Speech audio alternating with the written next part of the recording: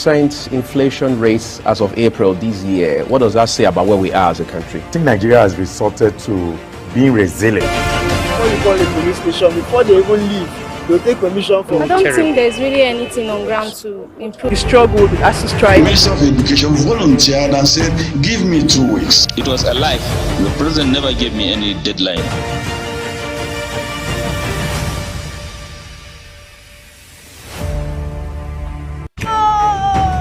The death toll from flooding. Most time our politicians just bring in policies too, for sure. Incidentally, we have several more stories. The legislature was carefully crafted to 22.2% inflation rates as of April this year. What does that say about where we are as a country? I think Nigeria has resorted to being resilient. Before you call a police station, before they even leave, they'll take permission from. I don't think there's really anything on ground to improve. The struggle, the ASU strike. The Minister of Education volunteered and said, give me 2 weeks. It was a lie. The president never gave me any deadline.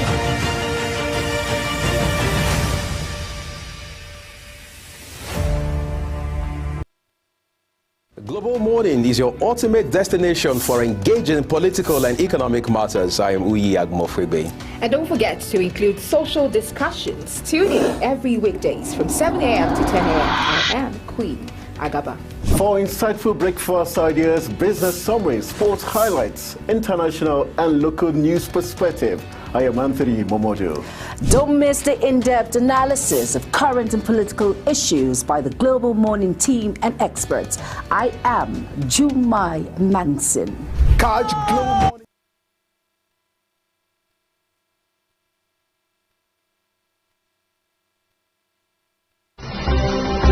legislature was carefully crafted to 22.2% inflation rates as of April this year. What does that say about where we are as a country? I think Nigeria has resorted to being resilient. Before you call a police station, before they even leave, they'll take permission from. I don't think there's really anything on ground to improve. The struggle, the ASU strike. The Minister of Education volunteered and said, give me 2 weeks. It was a lie.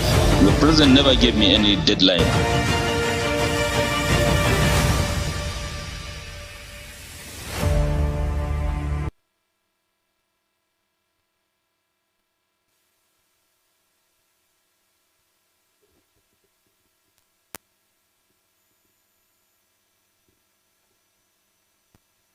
It's day of October 2024, and we're in with a big shout to say we're grateful and very glad to know you're out there and you're part of our lives. We intend to make today truly amazing for you as we give you all the top stories making the rounds across the globe, and also talking about Africa's biggest black nation, Nigeria. We'll be focusing on that and all the interesting issues making the rounds. Of course, we'll be giving you some highlights also from other part of our national lives, not forgetting the sporting angle and other issues making the rounds. So today happens to be a very, very important day in the history of the world. We're talking about the United Nations Day, and it's the World Post Day. Take that to the bank. And you come back, Richard. We're celebrating 100 and amazing 50 years of enabling communication across the globe, and also empowering people,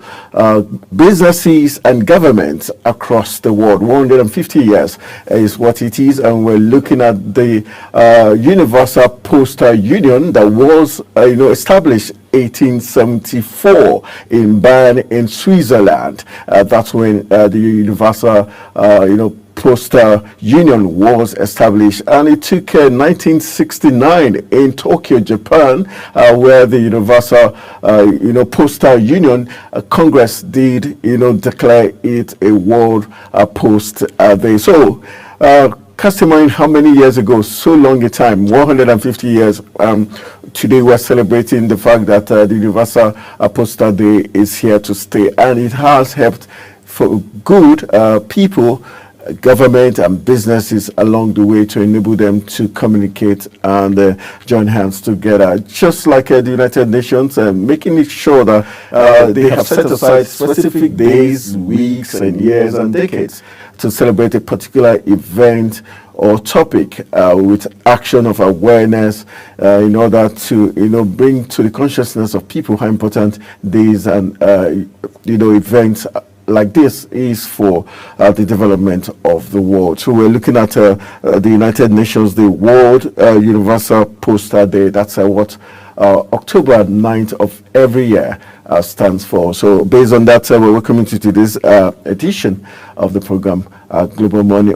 All right, away from just to let you know some importance of the 2024 theme of the World United Nations Day, talking about the Universal Postal Day. Just to let you know that the theme for 2024 is 150 years of enabling communication and empowering people across the nations and government. All right, just for you, it's a World Postal Day. I hope my producer can put a picture of the World Postal Day so that you can recall with nostalgia what it took for you to go out there to post your letters in the post office, and also how anxious you were every time you got to the post office or waiting to get responses from letters written in the days gone by. But indeed a very interesting theme for the 2024 theme, which is 150 years of enabling communications, empowering people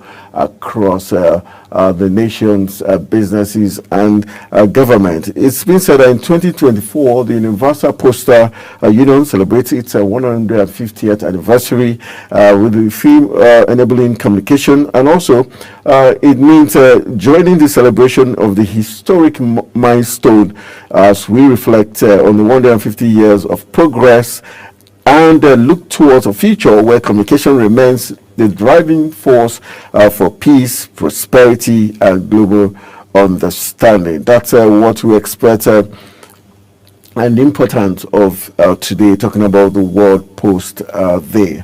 All right, from that very important World Post Day, let's just give you a little cue about some other interesting happenings across Nigeria. And we're still talking about the rivers crisis, and it's very interesting. Like they say, winners always have lots of followers and friends, and that's what's playing out in Rivers State, where the governor-elect, the incumbent governor, I beg your pardon, in the person of Sim Fubara, yesterday, haven't gotten technical endorsement from Mr. President, where Mr. President said he is the chief security officer of the state and shouldn't let the breakdown of law and order.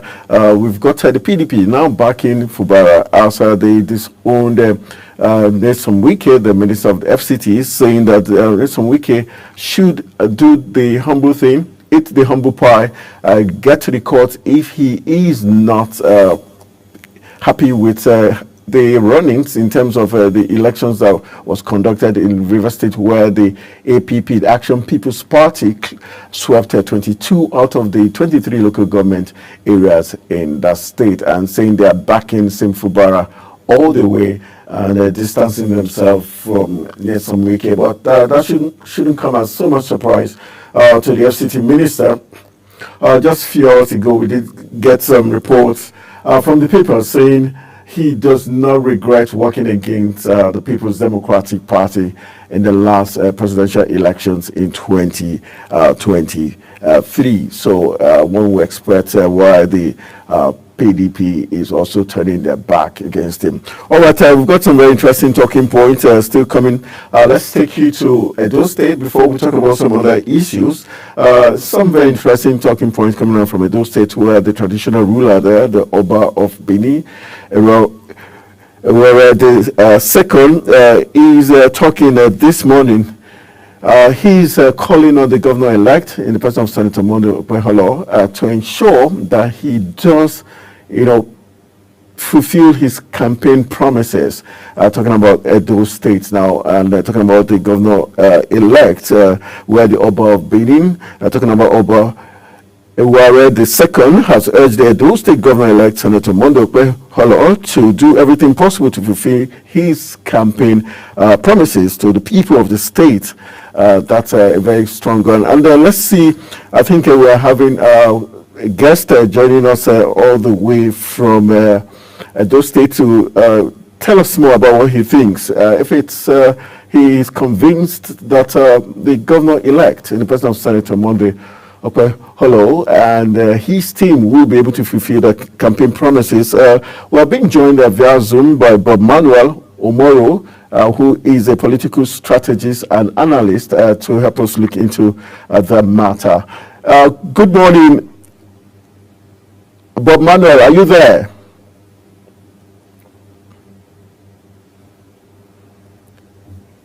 Good morning, are you there? All right, Bob Manuel Omaru is supposed to join us via Zoom from Edo State to give us a clue as regards what he thinks about the call by the Oba of Benin. Okay, while we are waiting for him to join us via Zoom, let's take some other stories making the rounds as regards issues in Nigeria. All right, let's see what we've got here as regards the 2023 presidential candidate of the People's Democratic Party, talking about Atiku Abubakar, who has called for a 6-year single term for the presidency.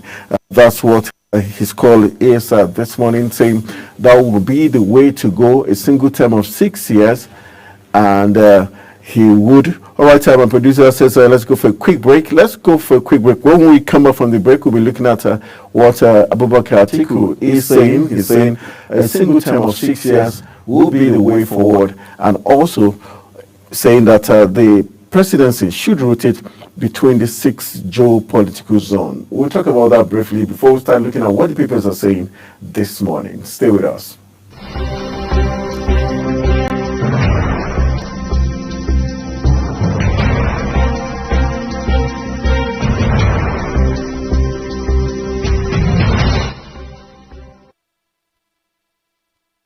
Global Morning is your ultimate destination for engaging political and economic matters. I am Uyi Agmofwebe. And don't forget to include social discussions. Tune in every weekdays from 7 a.m. to 10 a.m. I am Queen Agaba. For insightful breakfast ideas, business summaries, sports highlights, international and local news perspective, I am Anthony Momodu. Don't miss the in-depth analysis of current and political issues by the Global Morning team and experts. I am Jumai Manson. Catch Global Morning here on Global Television. Getting on the action. I am Edikan Michael. We are the Global Morning team.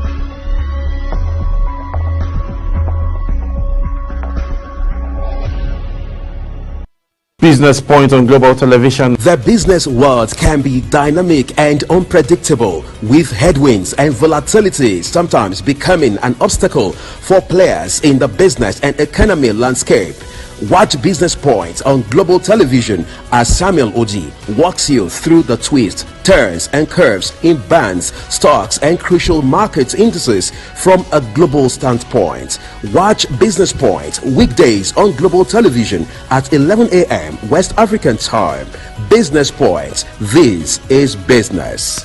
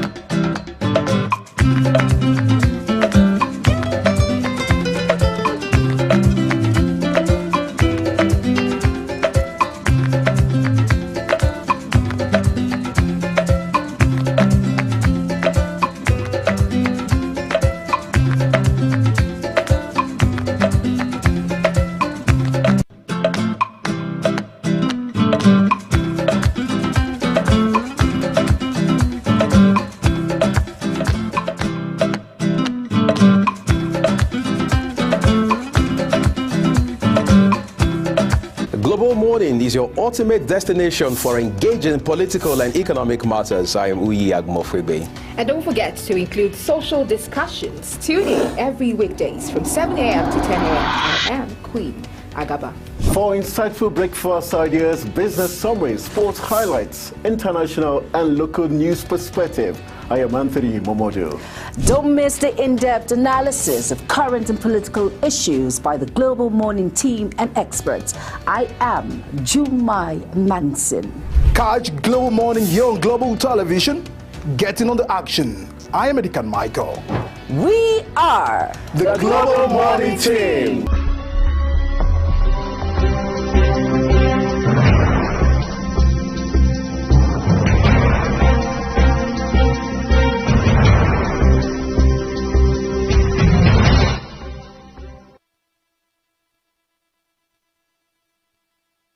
All right, welcome back from the break. You're still watching Global Morning, and it's just while we thought Bob Manuel Umaru was ready, he is not ready. So let's move on and see, look at what the papers are saying this morning. And we've got Ben Shamanga, who is works with the African Service of Deutsche Welle, who is joining us via Zoom to look at what the papers are saying this morning. Mr. Ben, good morning. Thank you for joining us on Global Morning. Thank you. Globally, I say good morning.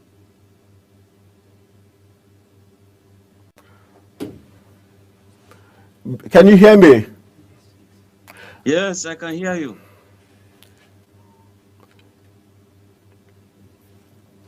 Can you hear me? Yes, I can hear you. All right. Thank you very much. Let's look at what some of the papers are saying this morning. Let's start with the Independent newspaper. It has a very interesting story. 16 states ask Supreme Court to declare EFCC unconstitutional. Is one of the headline stories coming out from the Daily Independent. We also have got another interesting headline. It says second quarter of 2024 is a rider. Nigeria's capital importation drops by 23% to $2.6 billion. We've got Shetima unveils a framework for federal government's nationwide nutrition program. It's another interesting headline stories. Then we've got Rivers local government polls is a kicker there. It says those who burn secretariat must be held to account. Fubara vows.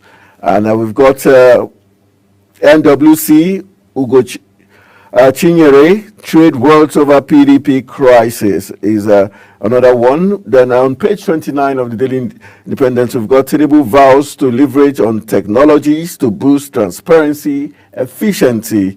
We've got a Senate ask for increased budgetary allocations to universities.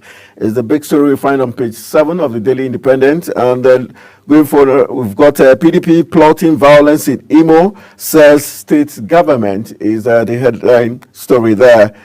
All right, let's look at some of these headline stories. Let's begin with 16 states ask Supreme Court to declare EFCC unconstitutional. Are you worried or you're happy with that move by 16 states out of the 36 states of the Federation? In fact, let them be 37 or 40 states in Nigeria. They cannot, because of their own wishful thinking, that EFCC is inconstitutional, inconsequential, and therefore cannot stand the test of time. Look, it's just a wishful thinking. What we want is a body that is fighting corruption. You fight it to a standstill. If the governors are afraid of their shadows, then let them continue to be afraid of their shadows. And may their shadows continue to grow taller and wider so that whoever goes against the law will have to be held accountable. I pray EFCC to go casting their dragnet to ensure that whatever bad fish is caught in the ocean is a kind of dealt with. And so if they are afraid of being corrupt, well, I don't know. Why are they afraid of EFCC? The innocent cannot be afraid of anything at all. So if they are innocent, they shouldn't be afraid of the EFCC. Shatima, work for federal government's nationwide nutrition program. How key is this, especially at the time when we have food insecurity? Do you think the nutrition part of it can be achieved when we don't even have food security, first of all? The shortage. Yeah, I think that, well, it's for government to keep striving to see that they can provide the electorate or the citizen what you call succor. But again, you look at the environment in which this is happening. We're talking of a situation where farmers are being hindered from going to either farm, or when you farm, the bad guys, the terrorists will tell you, or bandits will tell you they've been the one protecting your farm. Before you pass to the farm, you pay them. You want to harvest, they tell you, look, this your harvest now, we want to buy it this amount, and they tell you the amount and you have no option. I think it is wrong. But again, the government has to do a lot. We're talking about floods here and there, carrying cows, carrying crops, carrying virtually whatever you can think of, including those who are supposed to benefit from this program. They all are victims of environmental circumstances. So I think that, yes, the government should still try. And how do you do it? It's better you start from protecting the farmers, let the foodstuff come so that the better nutrition will come. People will eat, children will eat. We won't have kwashiorkor children with protruding stomachs here and there. Going to the base economy, where it said that the second quarter of 2024, Nigeria's capital importation has dropped by 23% to $2.6 billion. That should be something to smile about. Yeah, it actually means that in terms of gross domestic product, Nigeria has started doing it better.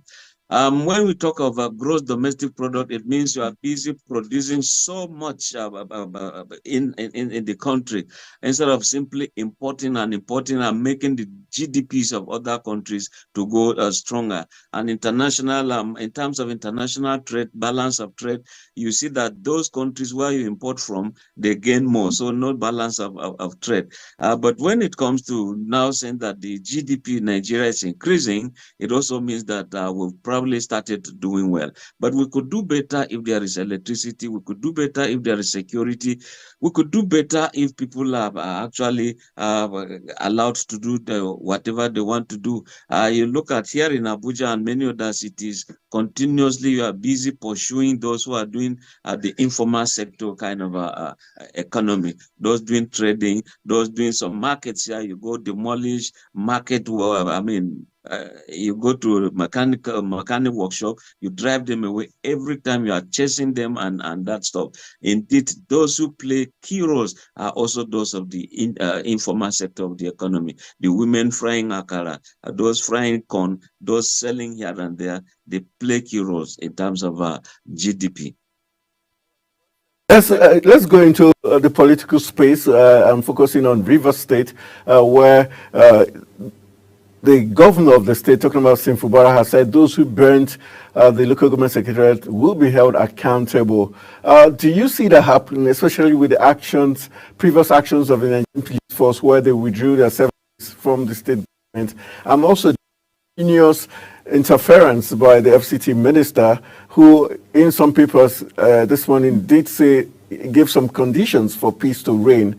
And should the FCT minister also be one of those that should also be made to answer questions? Yes, I think that things are actually wrong so much in Rivers State to the extent that Wike should know that he has done his dance.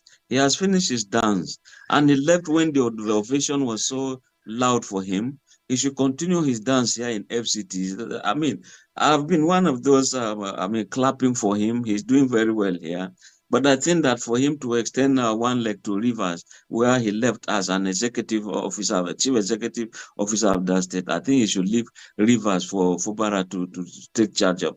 And if we're talking about arson, wanton destruction, OG, lawlessness, normlessness in Rivers State, There is no government, no governor that will fall his arms to say, look, I'll clap for you, all of you who are busy destroying public property. It doesn't arise at all. It's not the best. So I think that the law has to take its course. It's wonderful and so disappointing that police will say, look, a court said we should not provide security for election, and you therefore decided to withdraw. Incidentally, the election, when you look at it, turned out to be free. During the election, there was no report of killing here and there. We didn't hear anything of that nature. Rather, it's a kind of a post-election violence we are seeing, which also means that with time we might be doing even without the police. The police, therefore, will just be seated in some shades of tree and probably relaxing, reading some newspapers, listening to radio, unless called upon. There's therefore no need for them to be here and there. They shouldn't be so palpable, so discernible. They shouldn't be seen here and there. So that is what we saw in Rivers. But those who actually did some destructions are actually supposed to be brought to book. And exactly that is what we expect in Nigeria, to ensure that nobody is above the law. Talking points were taken from the Daily Independent. Says Tinubu vows to leverage on technologies to ensure transparency and efficiency. How key is that? And do you think the government is paying lip service to this? Because we've seen what has happened using our electoral process, where resort directly, it has not, completely happened to, to forestall any chances of manipulation or rigging. Yeah, you see, when Dr. Bunaya Onu was governor of Imo State, those days in the 90s, he actually created what he called a scientific village, with the hope that the Igbo man will show his prowess there in terms of creative scientific discoveries and activities. Now, how many years thereafter he became Minister of Science and Technology here, or Innovation, during the Buhari regime? Buhari said, look, show your prowess. Let there be what you call the Nobel laureates in science in Nigeria via your ministry. He's of blessed memory now. In Abuja here, there was the creation of a scientific village. What is happening there? Now we're talking about elections coming. In some other democracies, you don't see people milling around. There's an emergency as we have in Nigeria. No movement, no this, no that. As if there is one big war. Election shouldn't be a kind of a war. So we expect that science and tech should be the end thing. Anthony, you see, if somebody sends some money to me from Zulu or Kalabari, I should be able to receive here in Abuja. In the same vein, if I send a message, it should also go to wherever it's meant to be. So why is it that we cannot do elections that way? I think by the time we start doing elections that way, scientifically, using electronic means, even the beavers, if human beings will allow beavers to work, it will work. It's working. Just that people, there's this thing you call giggle, garbage in, garbage out. Whatever you are telling the computer to do, it will do. If you say delete, it will delete. You are master above the technology. So if you created it, therefore you can manipulate it. Just like God created human being, therefore God is in charge of the human being. So yes, Tinubu can talk about that. Yeah, elections can be better with science and tech. Yes, let him show it, and I'm sure Nigerians are ready. The losses we are seeing of lives, of property, the tension and all that stuff, I think they should go, because why should we live in that condition? Because there are elections around the corner. The Daily Sun, we've got some other interesting headlines. It says Governor's Battle EFCC is one of the headline stories there from the Daily Sun. We've got a federal government advises NNPCL to exit refinery operations.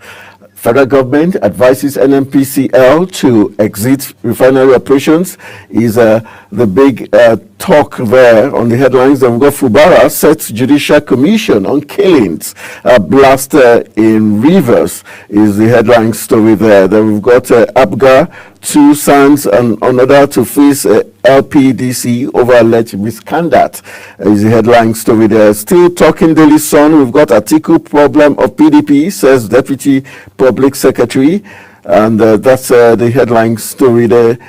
You can see, I like the picture story there of the People's Democratic Party PDP woman wing protesting outcome of Edo Guba polls in Benin City, Edo State yesterday. That's the picture story there. And so let's quickly just take one story there. Federal government advises NNPCL to exit refinery operations. How strategic is that move, and do you see that move ever happening with Millie Kyari in charge? Millie Kyari in charge. Well, Miller Kyari is just one person heading that place. If the Minister of Petroleum or the FCT, or the President simply says, Miller, all services no longer required. He goes just with the biro, a signature, being signed, or even by word of mouth, so to speak. But when the federal government is saying they don't want that NNPCL should exit, exit. Who owns it in the first place? When you have that limited to who? Limited to federal government. Limited, it's not a PLC kind of a thing where we buy shares. So if the government simply wants, they can simply exit. We don't need to hear the grammar, NNPCL, exit this, exit that. We have waited for this long for us to have petroleum, refined oil. We've not been seeing. Now Dangote is on board. If they will go, so be it. Let them go. But with the situation change, what we want is a change for good, not for the worse. If that exit will be good for Nigeria, so be it. Because every year there's always money budgeted for what you call turnaround maintenance, 4 refineries. None is working. They keep on changing the commission debt. They say we are going to now roll out refining. So they keep on changing and changing and changing. And every year you have money appropriated for all this maintenance. So what really is happening? It's like it's a conduit pipe. Some people simply want, let us import the refined oil instead of we can refine here and export crude. Well, it's a dual thing. If the population is so much that we cannot, the production here, refining capacity here will entail importing some refined products. Why not? But Dangote has come to tell you, at virtually all the refining capacity of the 4 refineries, they can't withstand what Dangote has in stock for us. We thought that would be the very final bus stop for Nigeria to heave a sigh of relief. But no, it's like, the day Dangote said we are refining crude oil was the day NNPCL decided to increase pump price. It's such a contradiction that beats everybody's imagination. How do we develop? But people are now saying that with the seeming naira for crude oil, Dangote, NNPCL agreement, it's going to be a win-win for Nigeria. The GDP will increase because petrol will now be available. We'll not run businesses via generators, and we pray that one day we'll also get electricity right, and Nigeria will move on the path of development, and we'll have a very stable polity. Let's move on to the Daily Times and see what the Daily Times has in store for us as headlines. So we've got State House plans digitalization by November 2024. We've got Fubara vows to bring arsonist to book as new CP assumes office. We've got AGF decries incessant labor unrest and strike actions. Then The Senate seeks improved budgetary allocation to universities is one of the headline stories. Then Public Complaints Commission plans desk in 36 states. The FCT over poor electricity. Those are some of the headlines. And we've got FRAN adopts a new grass management strategy to prevent bird strikes. All right, let's just quickly look at issues. AGF decries incessant labor unrest and strike actions. Should the AGF is part of government, do you think is being economical with the truth? Because these strike actions are always occasioned by the fact that the federal government did not meet their own side of the bargain. Yeah, it takes two or more to tangle. After all, one can even tangle, one can fight himself or herself. If you wake up one day, you are annoyed with yourself and you begin to call yourself with a razor blade. I mean, you are inflicting, that's self-inflicted, so to speak. But talking incessant strike, talking about education, for example, I think education, not just I think, it is the bedrock of every development of every nation. So a system where government will promise this, labor will also, via the union, ASU and others will agree on this, you sign and you renege. It is not the best, it's not gentlemanly, and that is affecting quite a lot of things. If lecturers go on strike, you can imagine students who would have, graduated, a course of 5 years would take 7 years. Those who would want to join some services, when they say you should be 35 years at most, they're already 36, 37. Those who would want to serve their fatherland in terms of NYSC, they say, no, you can't go. They get also frustrated. You just see that people are just getting too old in campuses. And that's why you have this restiveness here and there on campuses. So if there was also a fight over what you call IPPIS, and the university system came in with their own idea, so be it, because they said, look, even those who are controlling IPPIS are actually off Nigerian shores. So it means that Nigeria is busy paying for services rendered by some foreign agencies. That is not too good for us. So if the university system said they found an alternative and it works, so why not? But again, government will say, IPPIS has been able to identify where some lecturers work in 2-3 places because the account system, bank verification number will always trace who has this number because of the what we call the index of every human being. So they are frowning at a situation where one person will work in 2-3 places and be getting triple salaries here and there. But again, all of that could be checked.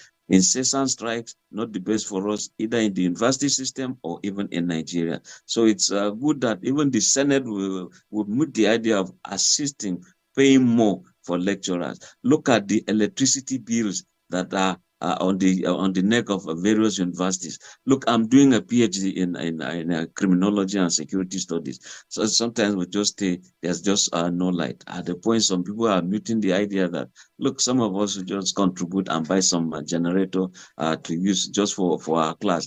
Now, if one class buys, another one buys, you can imagine the generator fumes. You can imagine the noise around when indeed it's supposed to be a citadel of learning, so calm, so peaceful, no external noise, so that you listen to lecturers. A whole gamut of problems that are facing us.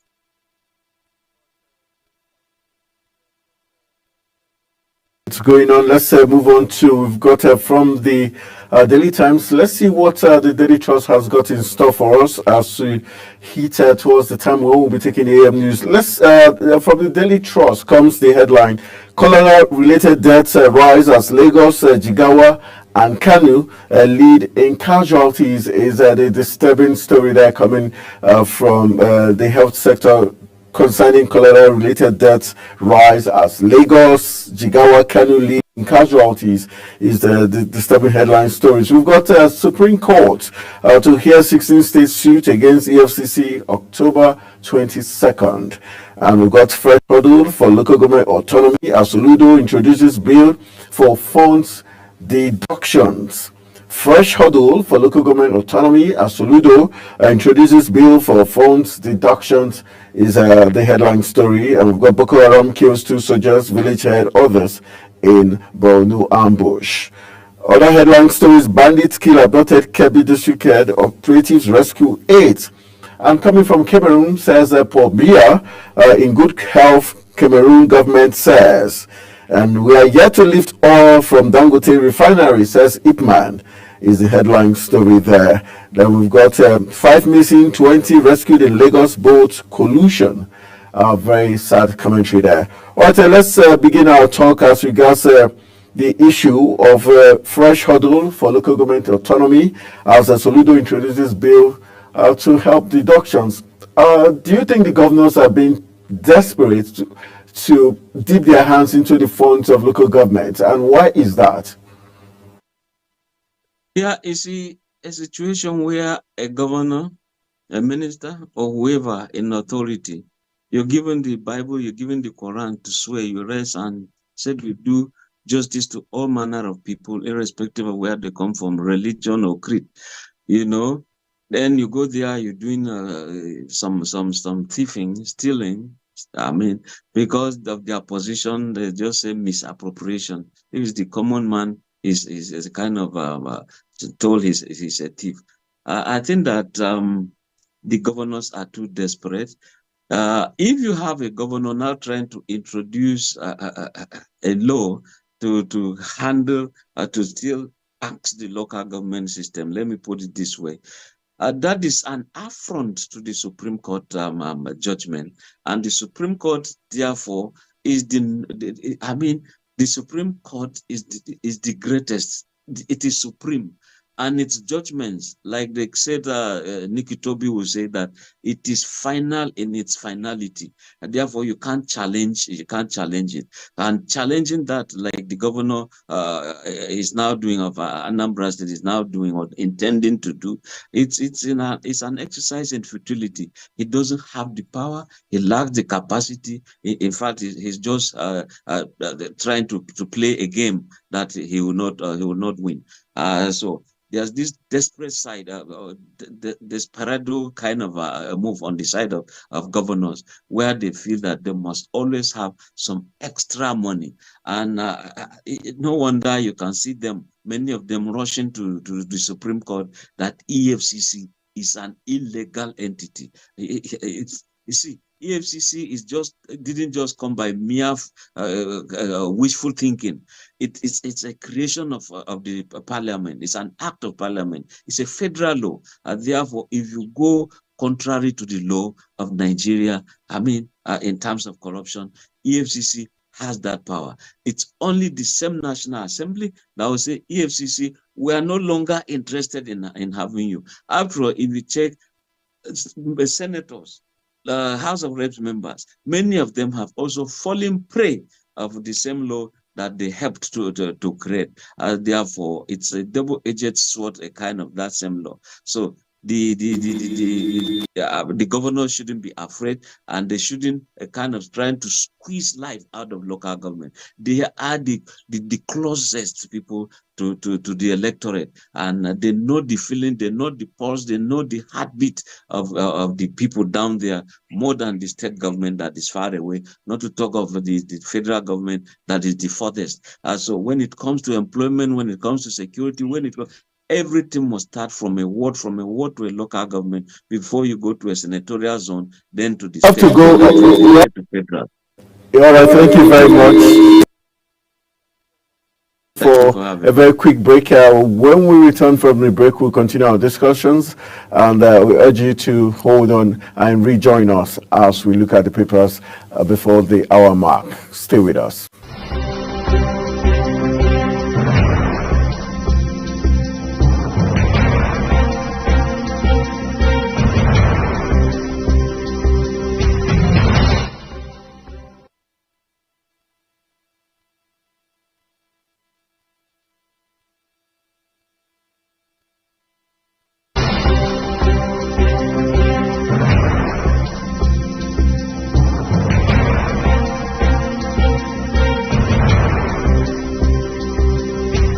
Morning is your ultimate destination for engaging political and economic matters. I am Uyi Agmofwebe.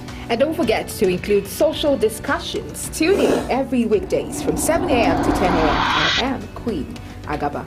For insightful breakfast ideas, business summaries, sports highlights, international and local news perspective, I am Anthony Momodu. Don't miss the in-depth analysis of current and political issues by the Global Morning team and experts. I am Jumai Manson. Catch Global Morning here on Global Television. Getting on the action. I am Edikan Michael. We are the Global Morning team.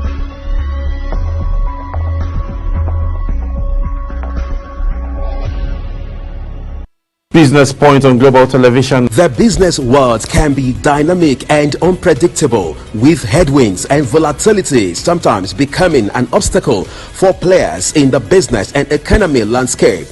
Watch Business Point on Global Television as Samuel Oji walks you through the twists, turns and curves in bands, stocks and crucial market indices from a global standpoint. Watch Business Point weekdays on Global Television at 11 a.m. West African time. Business Point. This is business.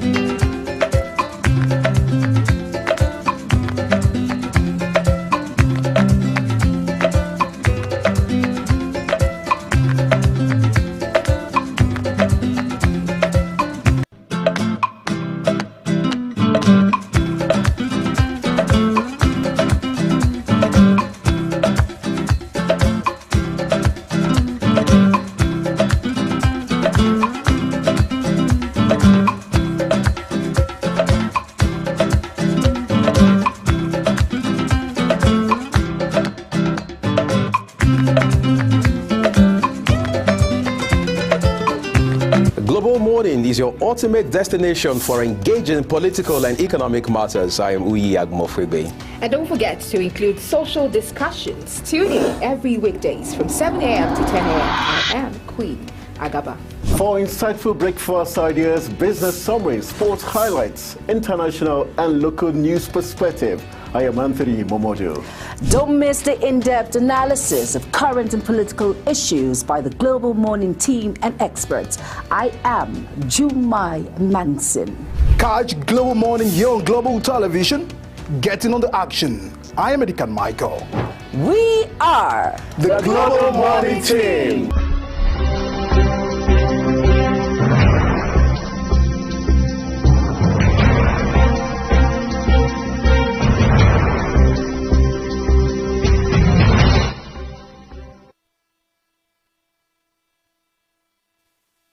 All right, we've got just a few minutes to wrap it up before we go for the AM news. I want to say thank you, Ben, for rejoining us on the paper review segment. Let's quickly look at this in 2 minutes. We've got the new Telegraph for review. Labour Party says we will appeal judgment on Abure, says Usman. That's the story coming out from the new Telegraph.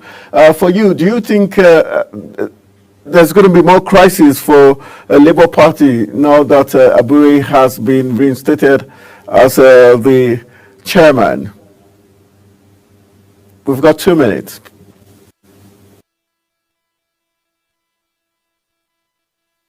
Come just congratulate Abure now. No, it's time for them to look at the judgment. Are there grounds for appeal? And if there are grounds for appeal, again, they'll head to the court. So it's not yet the end to labor. They will still be laboring in the court system, I think, trying to get justice. But again, what does it say in terms of the stability of that political party? What does it say in terms of next elections? These are, this is the time that Labour Party ought to be having it nice, wooing people into the party, but unfortunately they are busy fighting themselves, and that will take them nowhere because a situation where the key officers are busy fighting themselves instead of building solid structures around the federation, they are busy fighting themselves. It also says that, it shows that they might not perform very well if they don't do it right now, if they don't get it right before the elections. For joining us this morning. We are so happy with your very balanced analysis, insight as regards all the talking points we looked at this morning as we looked at the headline stories. That's Ben Shemang. He works with the African Service of Deutsche Welle, and he's been amazing with his spot-on analysis of all the talking points. We urge you to enjoy the rest of your day. Thank you very much, and thanks for having me. All right, that's how we call it a wrap on the newspaper review segment. We'll go for a quick break. When we return from the break, we'll be giving you the Global Morning news in order to get you well informed as regards all happenings across the globe. Stay with us.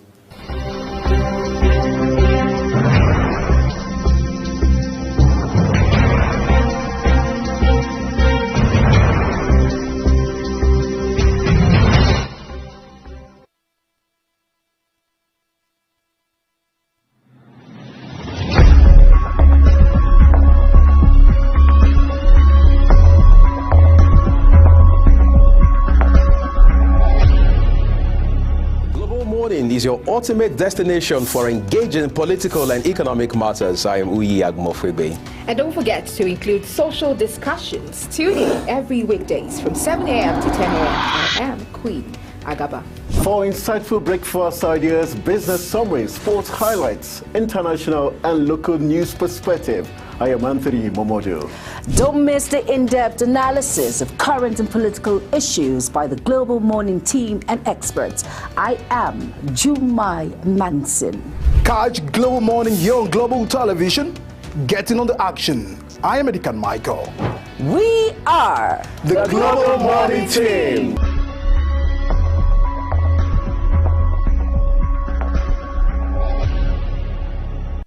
Business Point on Global Television. The business world can be dynamic and unpredictable, with headwinds and volatility sometimes becoming an obstacle for players in the business and economy landscape.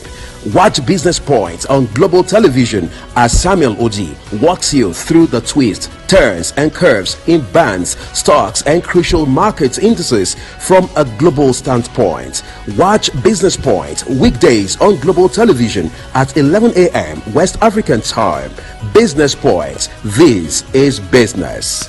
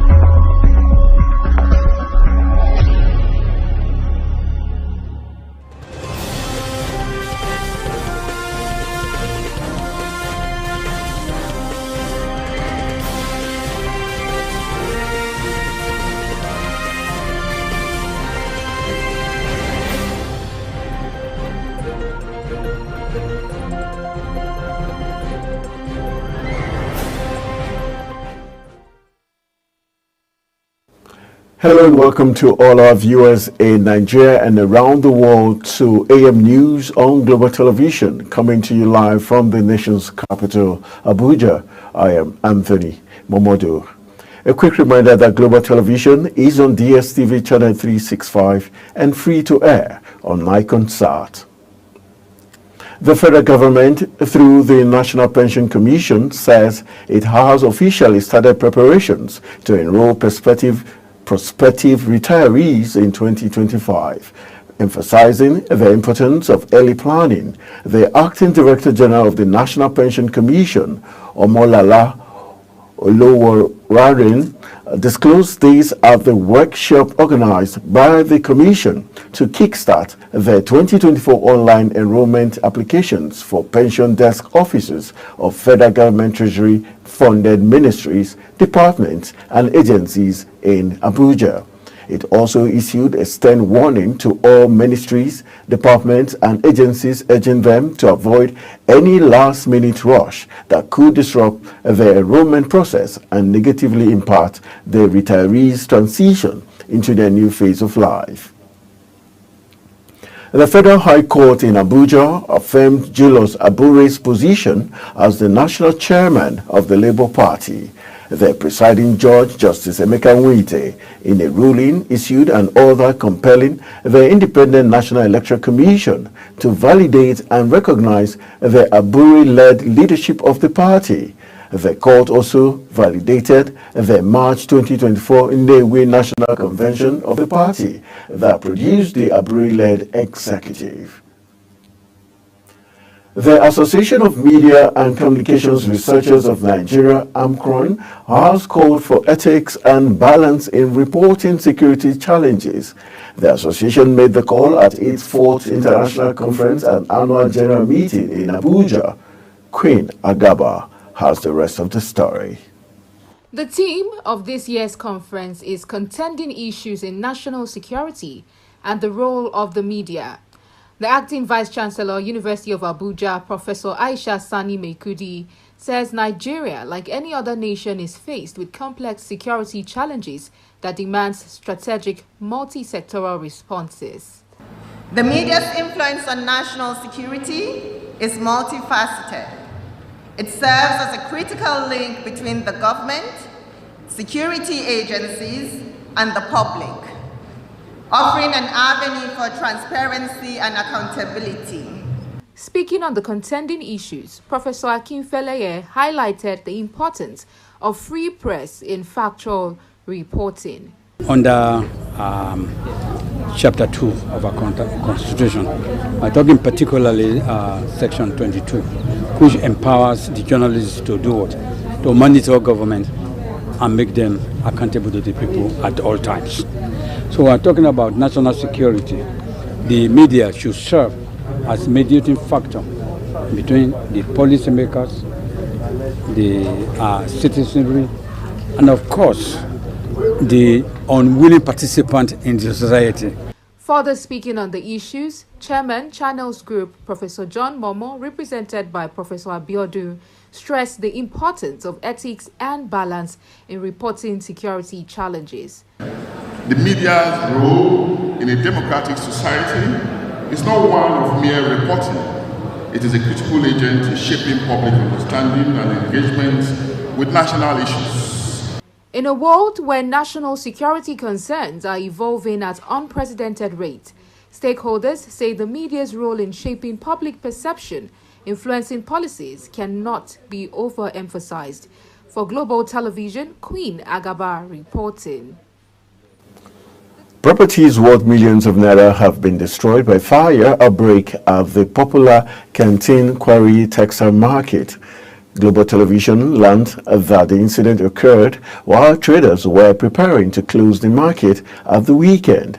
Global TV correspondent Idris Jibril has the rest of the story. Although it is still not clear about the cause of the outbreak, but traders suspect electricity sparks from a solar connection destroying a total of 10 shops belonging to various traders. For over 2 months, we don't have light in this part of the market. And many people are suspecting it's a solar connection that caused the problem. According to Quarry Market Traders Union, investigation is ongoing to ascertain the real cause of the fire and also the extent of the damage. We don't really know what caused the fire, but we are working in collaboration with Kano State Fire Service and the owners of the shop, which I am part of them, to see what is responsible for this fire, even though some people are saying it's solar because there is no light here. Saifullahi Awal and many other textile traders are trying to assess the damage caused by the inferno, as they could not salvage anything from their shops. I was at home when I received a phone call that I should come to the market. Our shops are on fire. And by the time I arrived, everything has gone. And I can tell you that I could not remove anything from my shop. I've lost everything that is inside the shop, including my computers where I used to put records. The affected shop owners have therefore appealed to authorities to come to their aid.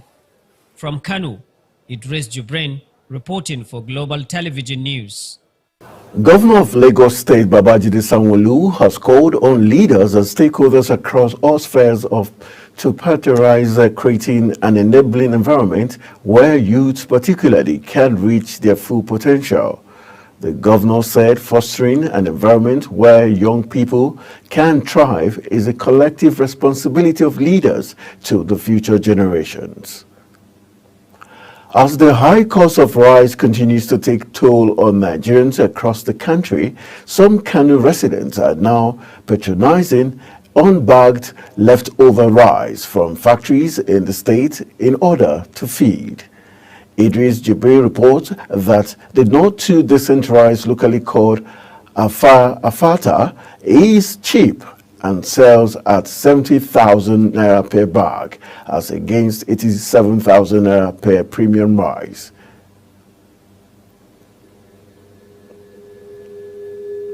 Here's report.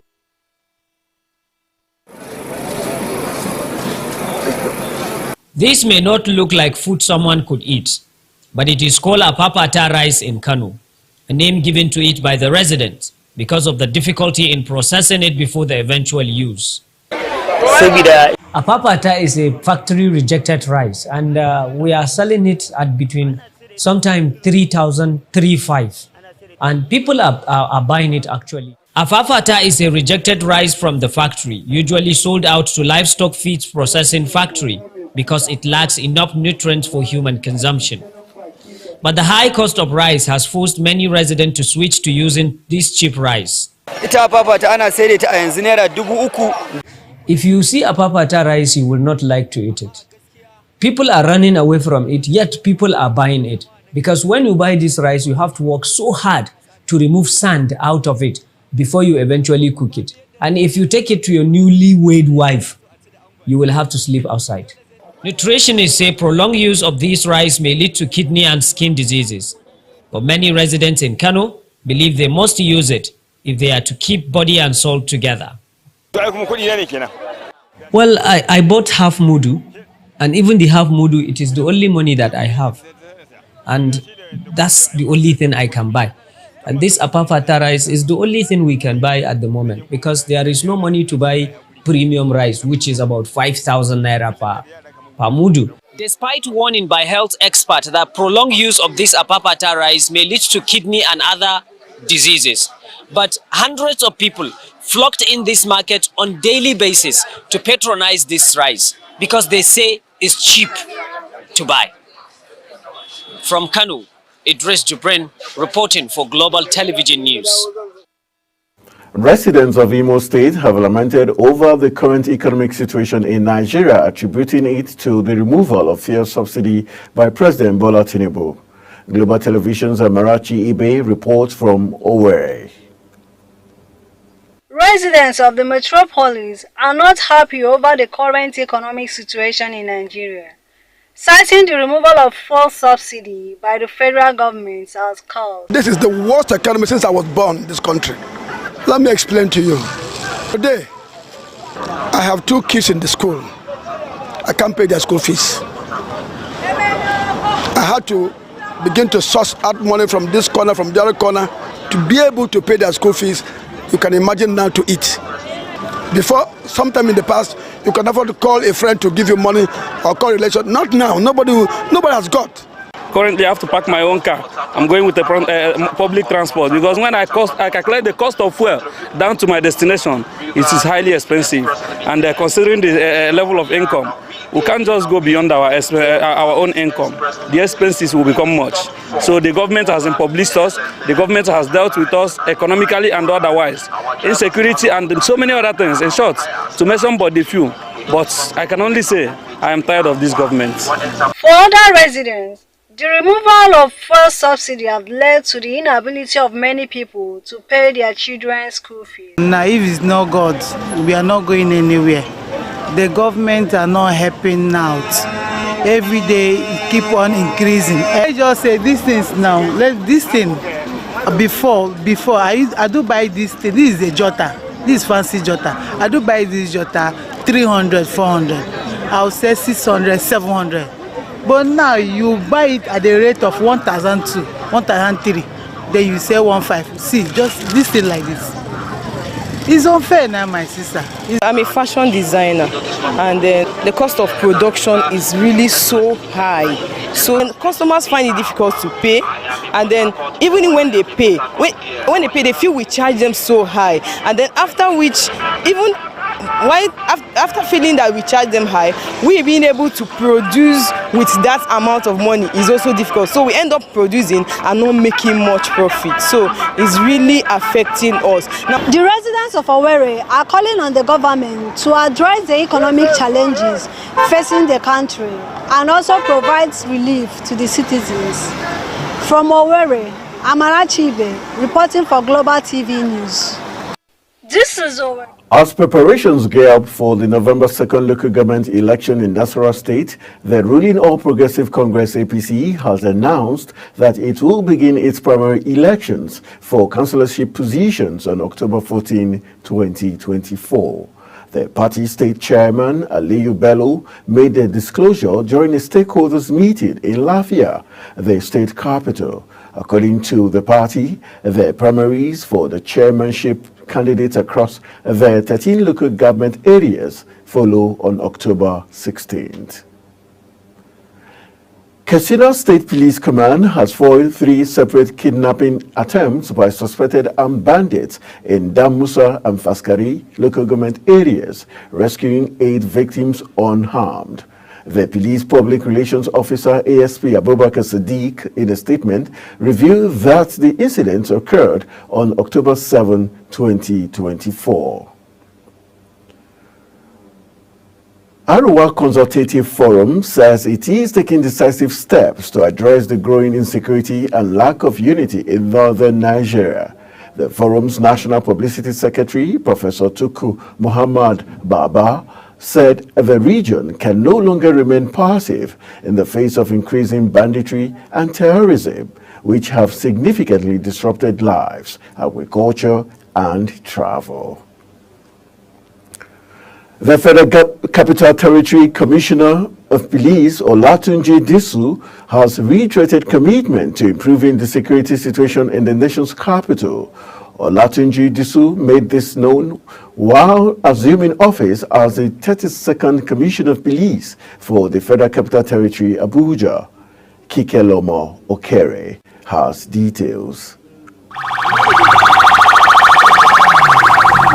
It was a ceremonial welcoming as the Federal Capital Territory Police Command new CP assumed office.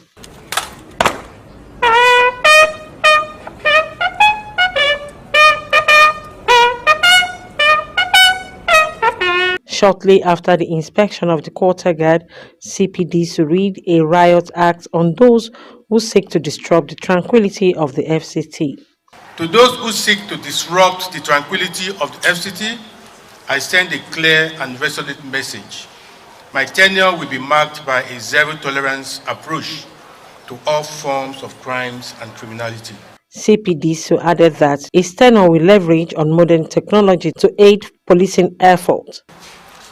We are going to integrate technology into our policing.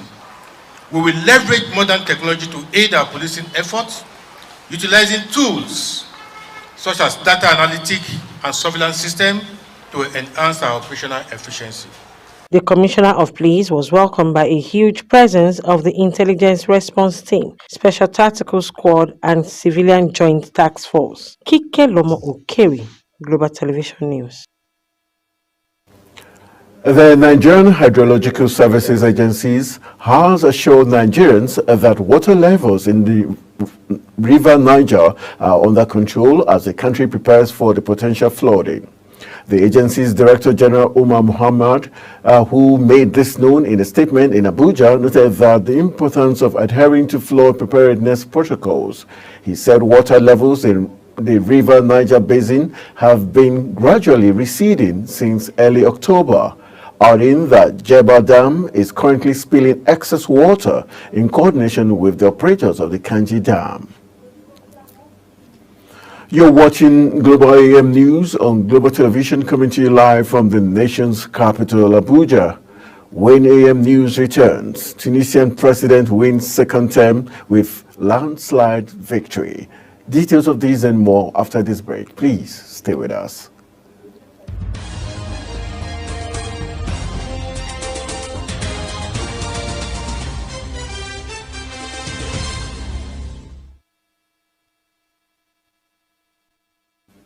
Welcome back from the break. This is Global Television, bringing you live broadcasts of AM News. Thank you for staying with us. In business, the federal government has ordered electricity distribution companies to replace weak distribution networks in their franchise areas within 7 days. It gave the directive through the Nigerian Electricity Management Services Agency, stressing that this latest order comes after a 2-month notice earlier issued to the DISCOs to implement the necessary changes. The NEMSA Managing Director and Chief Electrical Inspector of the Federation, Tuku Aliyu, disclosed this at the 2024 Customer Service Week in Abuja. The Central Bank of Nigeria has emphasized its commitment to the stability of the country's financial system, highlighting that regular stress tests are conducted to identify potential vulnerabilities in banks. This is according to a statement by the CBN's Acting Director of Corporate Communications, Mrs. Hakama Sidi Ali.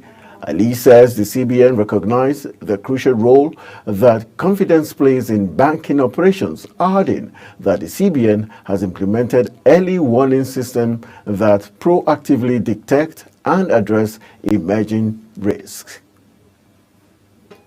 The House of Representatives Joint Committee is investigating the environmental consequences of the crude oil transportation and oil spills allegedly caused by the Aito E&P, and the Owando Oil Limited threatened to issue a warrant of arrest against the firms following their failure to appear before the panel. Both Aitio E&P and the Owando Oil Limited were invited to provide details, explanations regarding the operations in the Niger Delta region, but were absent at the hearing. Chairman of the House Committee on Environment, Julius Pondi Bojao, who issued the warning at the opening of the investigative hearing, said the firms have been evading summons by the panel constituted to investigate their activities. The federal government has inaugurated the National Task Force on the European Union Deforestation Regulation. The Minister of Agriculture and Food Security, Abubakar Kyari, disclosed this at a press briefing in Abuja. He said the inauguration of the NTF is a crucial step in aligning Nigeria's agricultural practices with international standards, ensuring the continued access of Nigerian products to the lucrative EU market. 3 major revenue-generating agencies in Nigeria deducted a total of 533.11 billion naira as cost of revenue collection in the first 7 months of 2024. The agencies include the Nigerian Customs Service, Federal Inland Revenue Service, and the Nigerian Upstream Petroleum Regulatory Commission.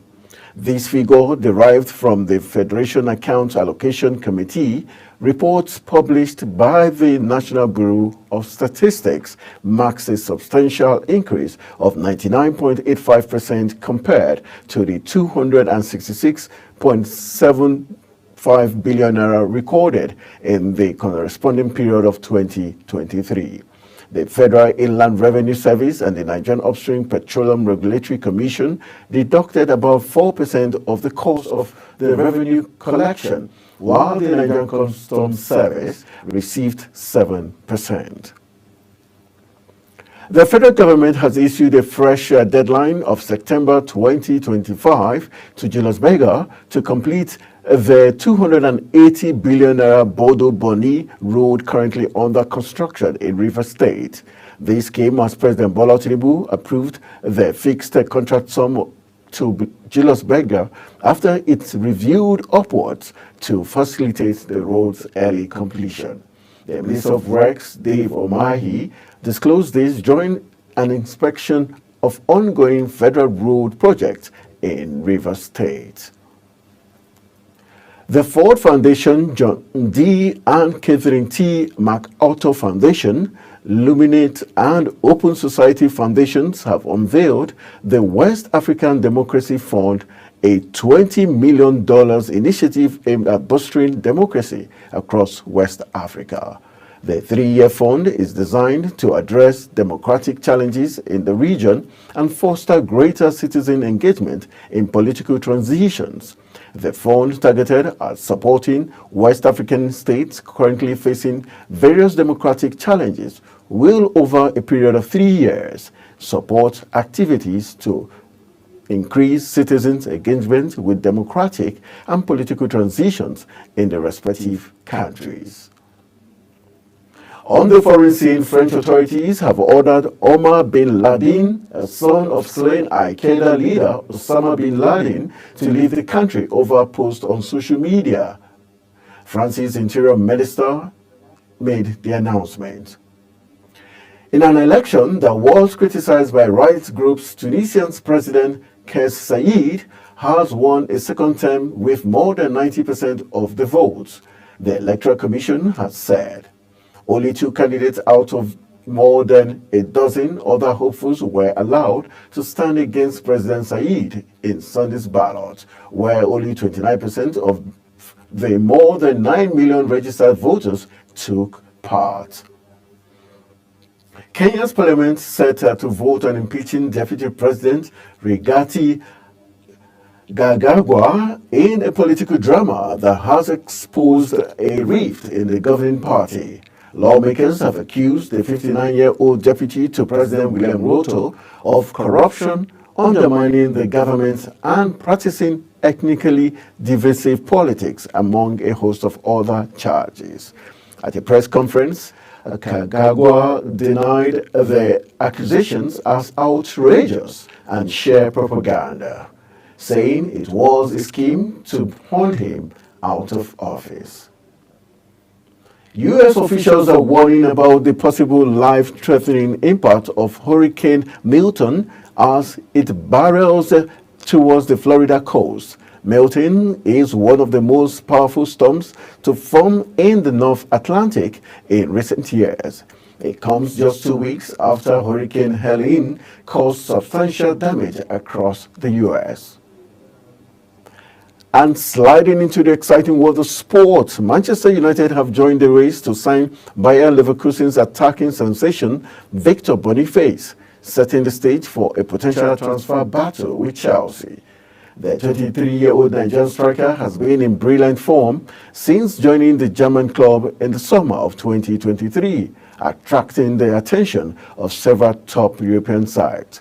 Boniface's impressive debut season saw him score 21 goals and provide 10 assists in 34 appearances, playing a crucial role in the Leverkusen's historic Bundesliga triumph that ended Bayern Munich's long-standing dominance.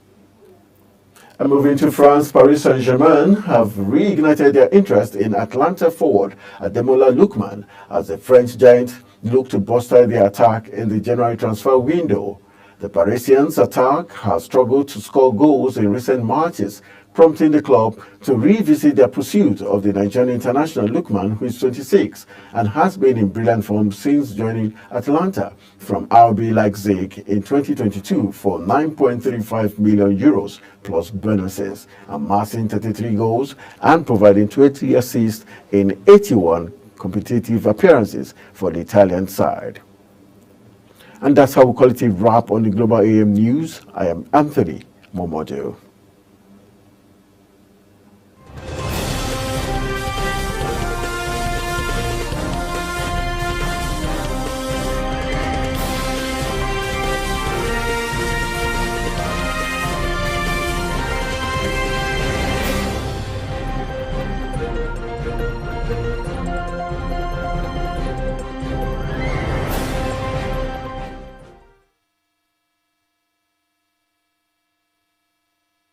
Global Morning is your ultimate destination for engaging political and economic matters. I am Uyi Agmofwebe. And don't forget to include social discussions. Tune in every weekdays from 7 a.m. to 10 a.m. I am Queen Agaba. For insightful breakfast ideas, business summaries, sports highlights, international and local news perspective, I am Anthony Momodu. Don't miss the in-depth analysis of current and political issues by the Global Morning team and experts. I am Jumai Manson. Catch Global Morning here on Global Television. Getting on the action. I am Edikan Michael. We are the Global Morning team.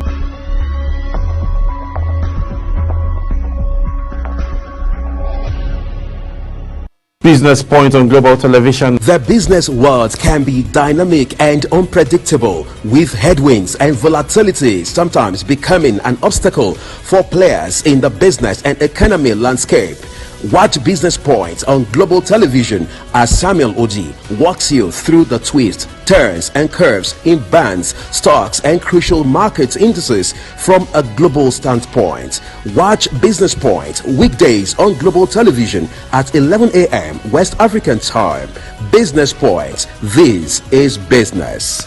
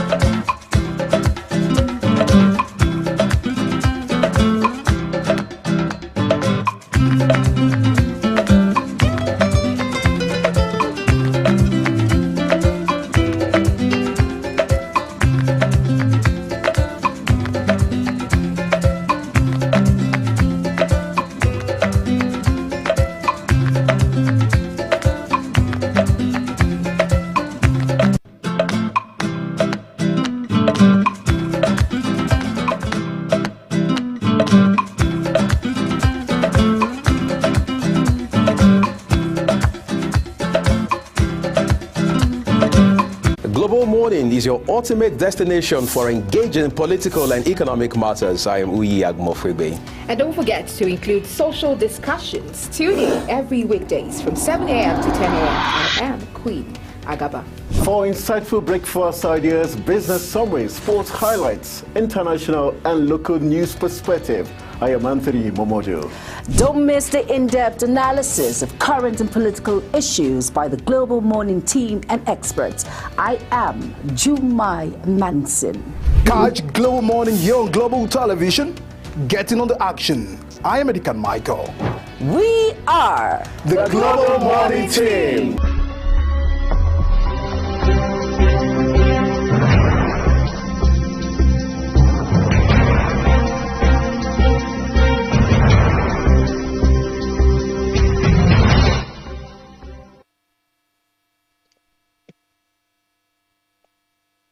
Welcome back from the Global AM News. Let's kick into our talking point. We'll be looking at some very interesting issues. We've been joined via Zoom by the Global President of Rebuild Nigeria 360 in the person of a model, Jeffrey Abidoye, who is joining us via Zoom to help us look at the very interesting talking point occurrence in our political space. Recently, we had the NNPP presidential candidate in the 2023 elections in the person of Kwankwaso agreeing to move over or to have a part with the Labour Party to become the running mate of Peter Obi, and that has inspired our talking point today, looking at the Labour Party and NPP parts. The impact it will have in the 2027 presidential polls is what we're looking at this morning. And no better person but the Global President of Rebuild Nigeria 360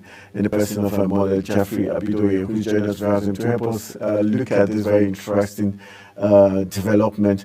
Good morning, Abidoye. Thank you for joining us on Global.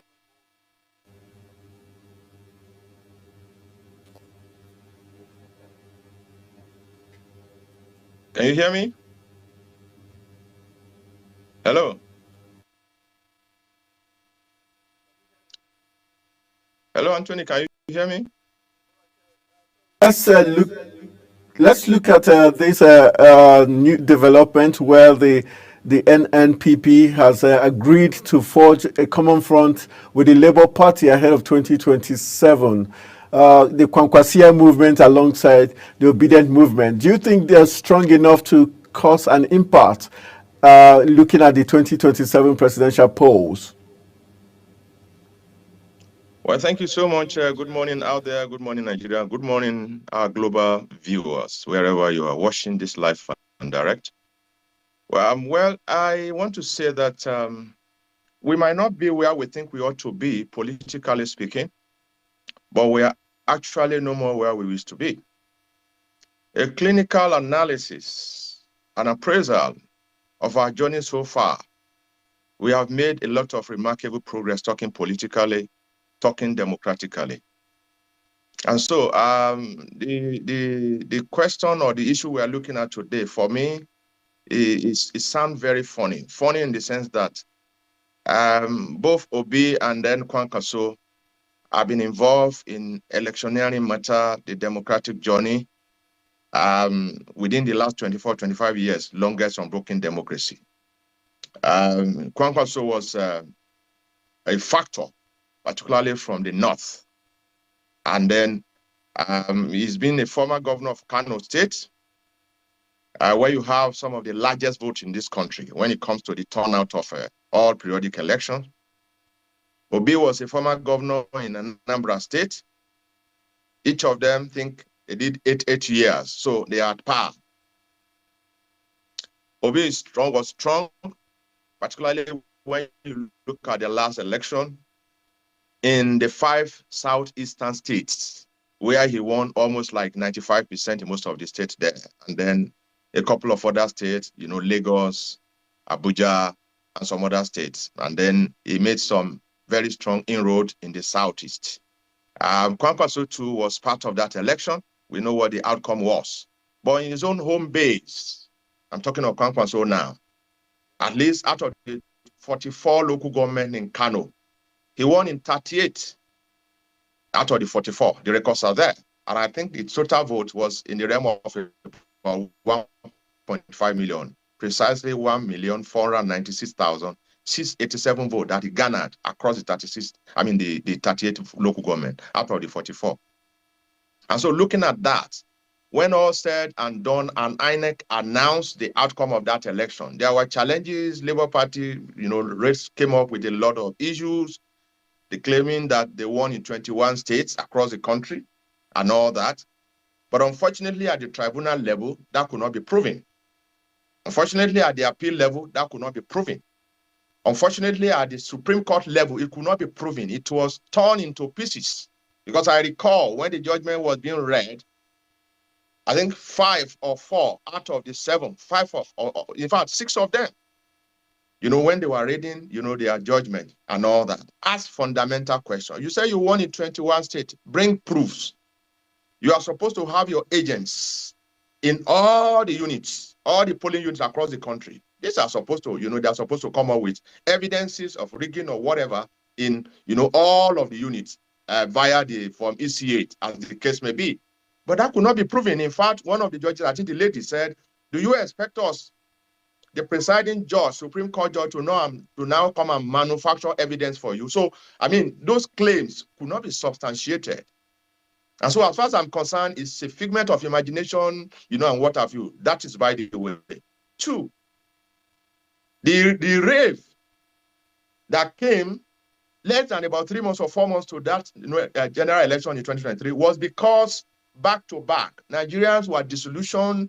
Nigerians were not happy for the 8 long straight years of Buhari-led administration that really affected Nigeria in a lot of ways, particularly in the area of insecurity across the length and breadth of this country.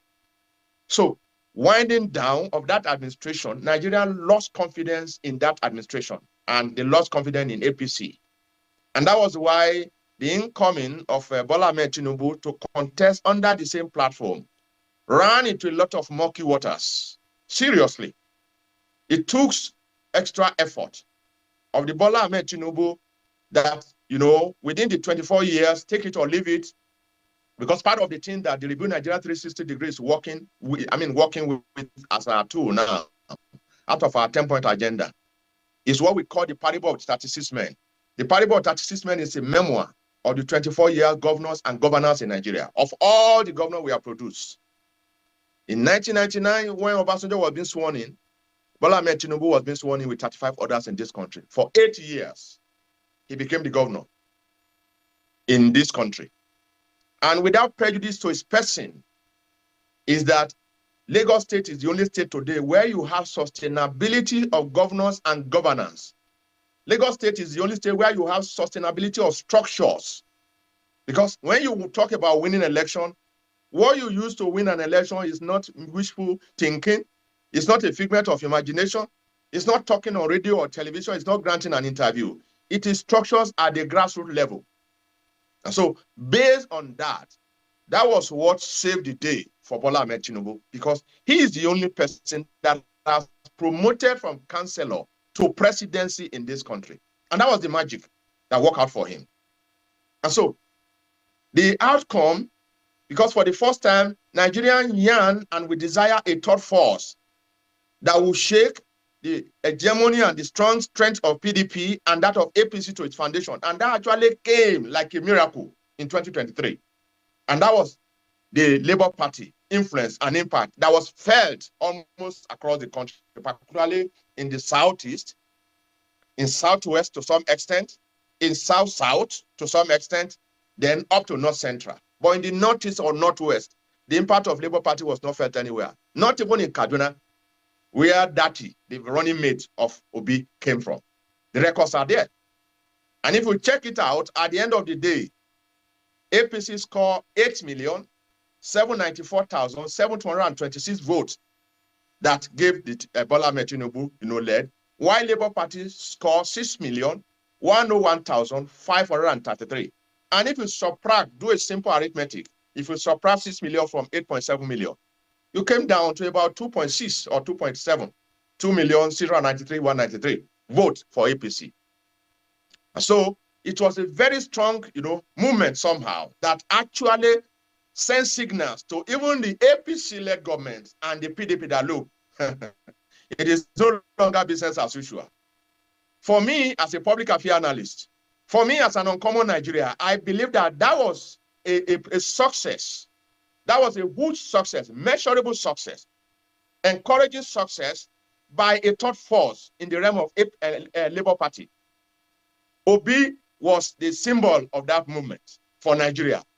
Not because Obi by antecedent, by achievement as a two-term governor in Anambra State, not because Obi has the profile across the country. That is the truth. Even in Southeast, where Obi ruled for 8 years in Anambra, the ultimate measure of a leader is in successionary, dynamics and all that. The person Obi handed over to in Anambra State, which is Willie Obiano, 2 years into that government, they scatter. And they could not manage that crisis for the remaining 6 years of Willie Obiano. And that threw that party and the state into a lot of commotion. They are yet to recover from it. And so Obi only was fortunate to ride on the crest, on the mood, and the emotions and the sympathy and the disillusionment and disappointment of Nigerians who actually won a third force, who yearned for a radical change. So he rode on that momentum to have won about 6 million. But rather than him, immediately after the election, I'm talking of Obi now and Labour Party, to come together immediately after that, to move around the country, to see how they can manage the good, the bad, and the ugly, to sustain that success story. What do we have? Labour Party went into fractionalization. As we speak, you have about 3 different factions in Labour Party. You have the Abure group, who just won, there have been crises over that, they are removing him, he's not done this and that and all that. That has been on since last year.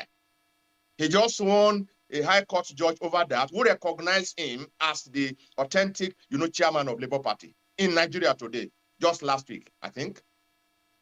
2, you have the Obi movement, which is a potpourri of people across the world, Nigerians in diaspora who probably are fed up with, the regimental way of doing things, probably between APC and PDP in the last 24 years, who actually want to change.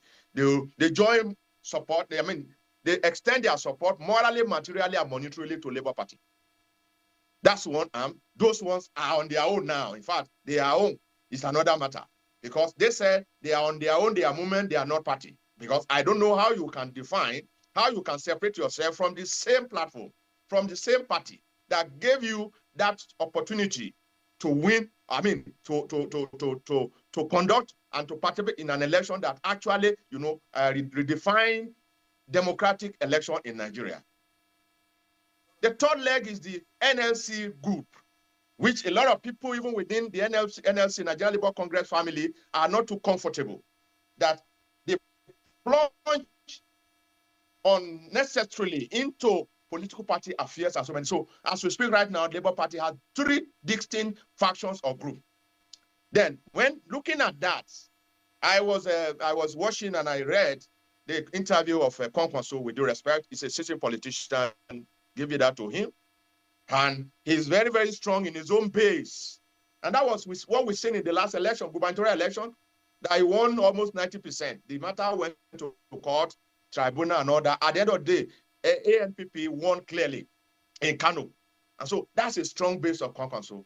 Now I was reading, and I was watching his comment and his interview, where he said he's the senior brother of Obi politically. He has PhD. He's more experienced than Obi. But when certain conditions are met, he will be willing to work as a running mate with Obi. These are a lot of issues. However, the question now is, where is the base? Is it the Obi movement now that will be the engine room? Is it the NLC fashion? Is it the Abure? All efforts to, harmonize, the factions within the Labour Party, even after all, if nothing at all, the outcome of that election ordinarily should bring all factions, all groups together to say, okay, 2027 is far, it's not far again. But today, the party is in disarray as we speak. And I must say this, the ultimate measure of a leader is his capacity, the competence, the commitment, the courage, the compassion, and the character to manage the good, the bad, and the ugly in a crisis-ridden situation like that. And that's why I often say this, that the best pilot is never made under a normal flight situation, but they are recorded, they are achieved when it is tough, rough, and turbulence. That's when the skill, the competence, the leadership, the professionalism in you is supposed to be brought to bear. So whatever it is, Peter Obi's inability to manage and bring that Labour Party under one roof today, for me, has eroded his capacity for next election, as a matter of fact. That's not the way it is, because there are a lot of fracas within the party as we speak right now. So the ANPP and the Labour Party coming together, 2027 is still far away. You will recall that the movement of Labour Party, the rave, the impact that they were able to garnish and galvanize within that was within 3 to 6 months. In fact, it's not up to 6 months. It's within 4 months to that general election. So for anybody talking about 2027 now, when we are still in 2024, we are still far from where we should be. A lot of things will happen between now and even next year, between 2025 and 2026. We still have a lot of bridges and rivers to cross. So what I expect right now is for Obi, that was able to lead through the LP, garner such over 6 million votes, to begin to go down to see how they can help the needy, the poor, to cushion the effect of the social economy. Election has come and gone. The Supreme Court has ruled. They should go back to drawing board and see how they can, on their own part as opposition, see what they can do to put smile on the faces of Nigeria as a result of certain policies right now that has made life, somehow very hard, which is needed at this point in time, because all we've been doing over the years is to begin to, massage the brain, the head, the back of an average Nigeria in terms of critical policies that we need to, look at, which the present administration is looking at. It's painful, it's affecting everybody. The question I ask every day is this: there are no special market for APC members in this country where they buy a bag of rice for 25,000. Everybody where the same sheep is biting everybody. But you see, beyond the calculations of an average, politician, because an average politician is looking at the next election, when we should be looking at the next future, what we can do, how we can right now on the immediate ensure that they join hands together to help, either in one area of palliative, either in one area of one empowerment, either in one area of how we can, encourage Nigeria to keep believing in this country, for us to come together, to work together, and then ultimately we can all win together. For me, 2027 is still far. A lot will happen between now and at that time. Final question as we wrap up our conversation. What do you think made Kwankwaso decide to go into a part with Labour? Some say because it was obvious Labour had gathered more votes in the last election, 6 million plus to his 1 million plus. That humbled him, and that was one of the reasons he considered to, decide to go into partnership. Do you agree? Well, for me, it's Chinua Achebe that says, since the hunters of our time have learned to shoot without missing, contemporary bird must learn to fly without perching. Without prejudice and with respect to the person and the personality of Kwankwaso, I think he's among the few who have had the opportunity and the privilege to have led at a certain critical level in this country. Kwankwaso was a former governor, he was a former minister, he was a former senator. So there are younger elements that are coming on. The likes of Kwankwaso and Atiku and the rest of them at this point in time should be bending backward, because every success without a successor is amount of failure.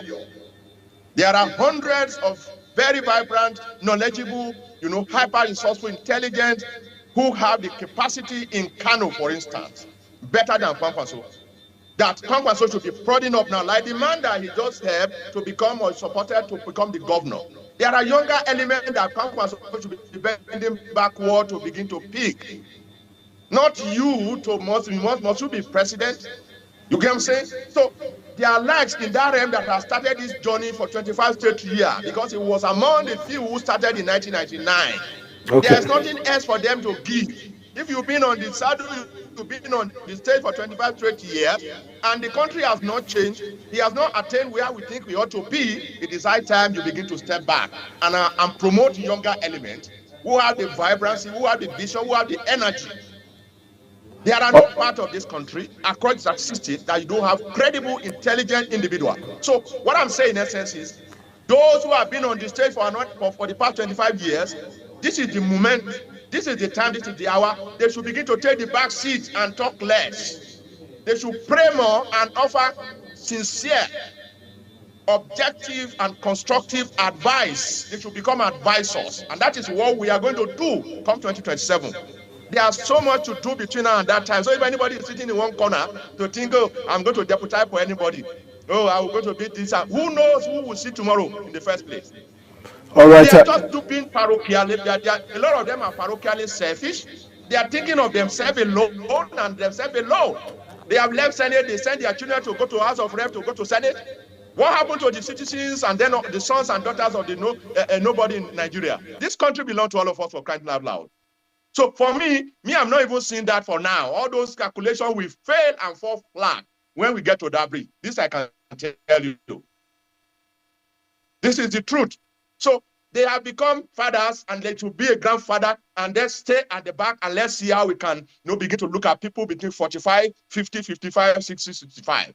Anybody above 65 should now be taking the back seat. We have credible, we have responsive and responsible Nigeria that are capable. And by the mercy of God, without prejudice to any party, come 2027, it will not be business as usual. Because some of us love this country more than you can imagine. We don't have any other place, any other country we can call our own. And that is what the Rebuild Nigeria 360 degree is doing. And we will identify credible Nigeria both within and outside between now and that time. When the time comes, we will look at the performance of Bola Ahmed Tinubu administration in terms of policy formulation, in terms of how he has affected the life of an average Nigeria, in terms of infrastructure, in terms of all, critical variables that we want to put together. And if he has done well, why not? You might not need to change a winning team. And if he has not done well, he said it, he himself, the president has said it, that you wait, when he failed to deliver, then we change him. So this is just the way it is. But for anybody, let us allow them now to begin to do what they need to do. They have won election. We should all pray, and that's what my Bible tells me. Say we should pray for those in authority. But an average Nigeria, politician, everybody just wake up to cause. That is not it. All right, that's where we're going to call it a wrap. Thank you very much, Mother Jeffrey Abidoye, for your very deep analysis of the Labour Party and the NNPP part ahead of the 2027 polls. That's how much time will allow us to take on that very talking point. We'll be going for a very quick break. When we return from the break, on top of the hour, we'll be taking the Israeli ambassador to Nigeria, Michael Freeman, who will be letting us in as regards how Israel is marking its 1-year anniversary of the October 7th attack. That will come after this break. Thank you, and stay with us.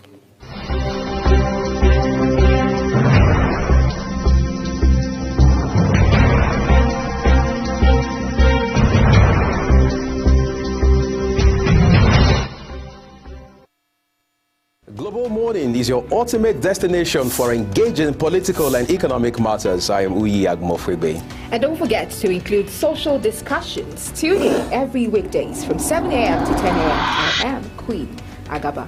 For insightful breakfast ideas, business summaries, sports highlights, international and local news perspective, I am Anthony Momodu.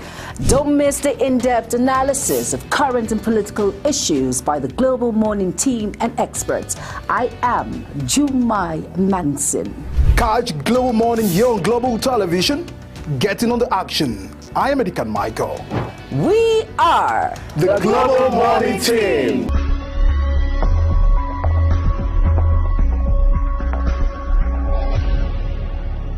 Business Point on Global Television. The business world can be dynamic and unpredictable, with headwinds and volatility sometimes becoming an obstacle for players in the business and economy landscape. Watch Business Point on Global Television as Samuel Oji walks you through the twists, turns and curves in bands, stocks and crucial market indices from a global standpoint. Watch Business Point weekdays on Global Television at 11 a.m. West African time. Business Point. This is business.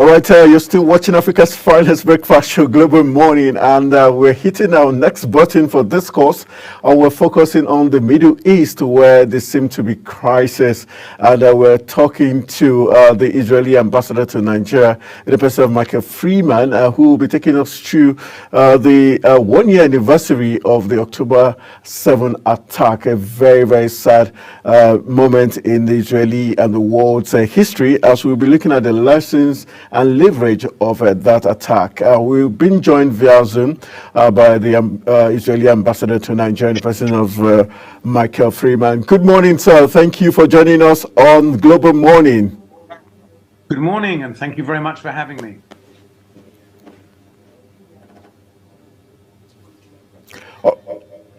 All right.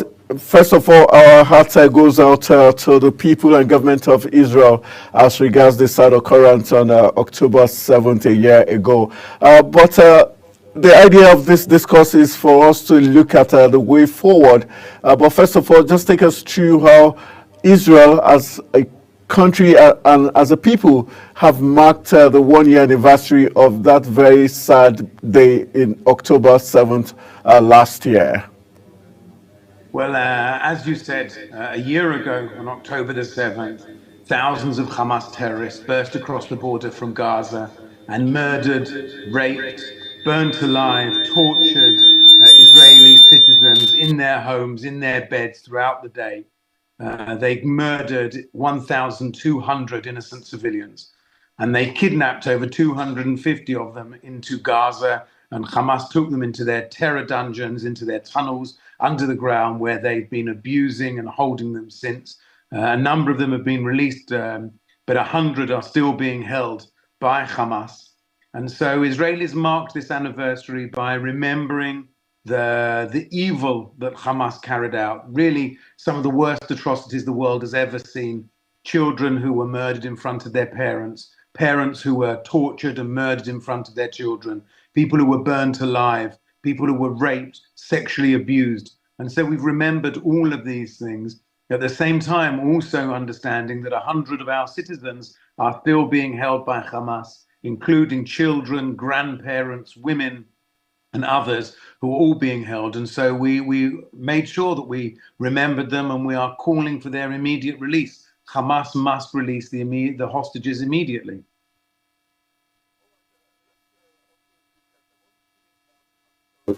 Around the October 7th is the fact that some officials of Urua was allegedly connived with the Hamas terrorists to carry out this attack. What has been the final fate of those who were found to have, compromised for this attack? Well, there's absolutely no evidence that there was anyone who was involved other than Hamas. Hamas were the ones who did this. Hamas were the ones who carried this out. They carried it out from Gaza. They're a terror organization. They came across in their thousands to murder, to rape, to butcher, to terrorize, to torture, to burn alive. And that's what they did. And that's why Israel is currently carrying out the operation that it's carrying out against Hamas in Gaza in order to make sure they can never do this again. Because whilst, you asked about how Israel marked this, Hamas and Iran and Hezbollah marked this occasion by celebrating it, by putting out statements praising the October the 7th massacres, by putting out statements saying that if they had the opportunity, they would do it again and again and again. And that's why Israel is acting in the way it is in order to make sure that Hamas can never do this again.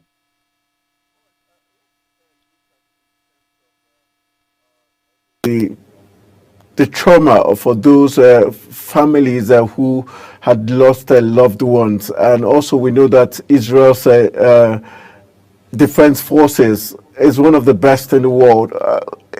Are measures being taken to ensure that this does not reoccur? As in some quarters, it's a shock that Israel's security forces were taken unawares on that very fateful day. There's no question there were a number of errors that took place on that day. And at the end of this war, and at an appropriate time, we will hold an inquiry to ask exactly those questions as to why these things happened, how it could happen. But we are now put in place a number of things we believe that will ensure that this can't happen again. that we won't get caught unawares again. But, you know, when you are surrounded by a circle of terror, Israel isn't just facing a terror attack from Hamas. We've also, on October the 8th, Hezbollah joined the fight. Hezbollah joined by attacking Israel for no reason other than they want to destroy Israel. We saw the Houthis in Yemen join. We saw terrorists from Syria, terrorists from Iraq. We've seen the Iranians join in. We've seen Hamas from the West Bank operate. So this was a multi-front war that was launched by Iran and its proxies. This is Iran that is operating to destabilize the entire Middle East, the entire region. And you should know Iran is also operating in West Africa to destabilize West Africa as well. This is all got the footprints, the handprints of Iran. And so Israel is operating to make sure that this circle of terror that Iran has attempted to put around us won't be effective, and that we can carry on living in a free society as we want to do. But in terms of all that's happened and the retaliation by Israel, the United Nations Security Council, some world leaders, some countries, including South Africa, did take the Israeli government to the International Court of Justice. And also, some have said Israel, in a bid to retaliate, went overboard.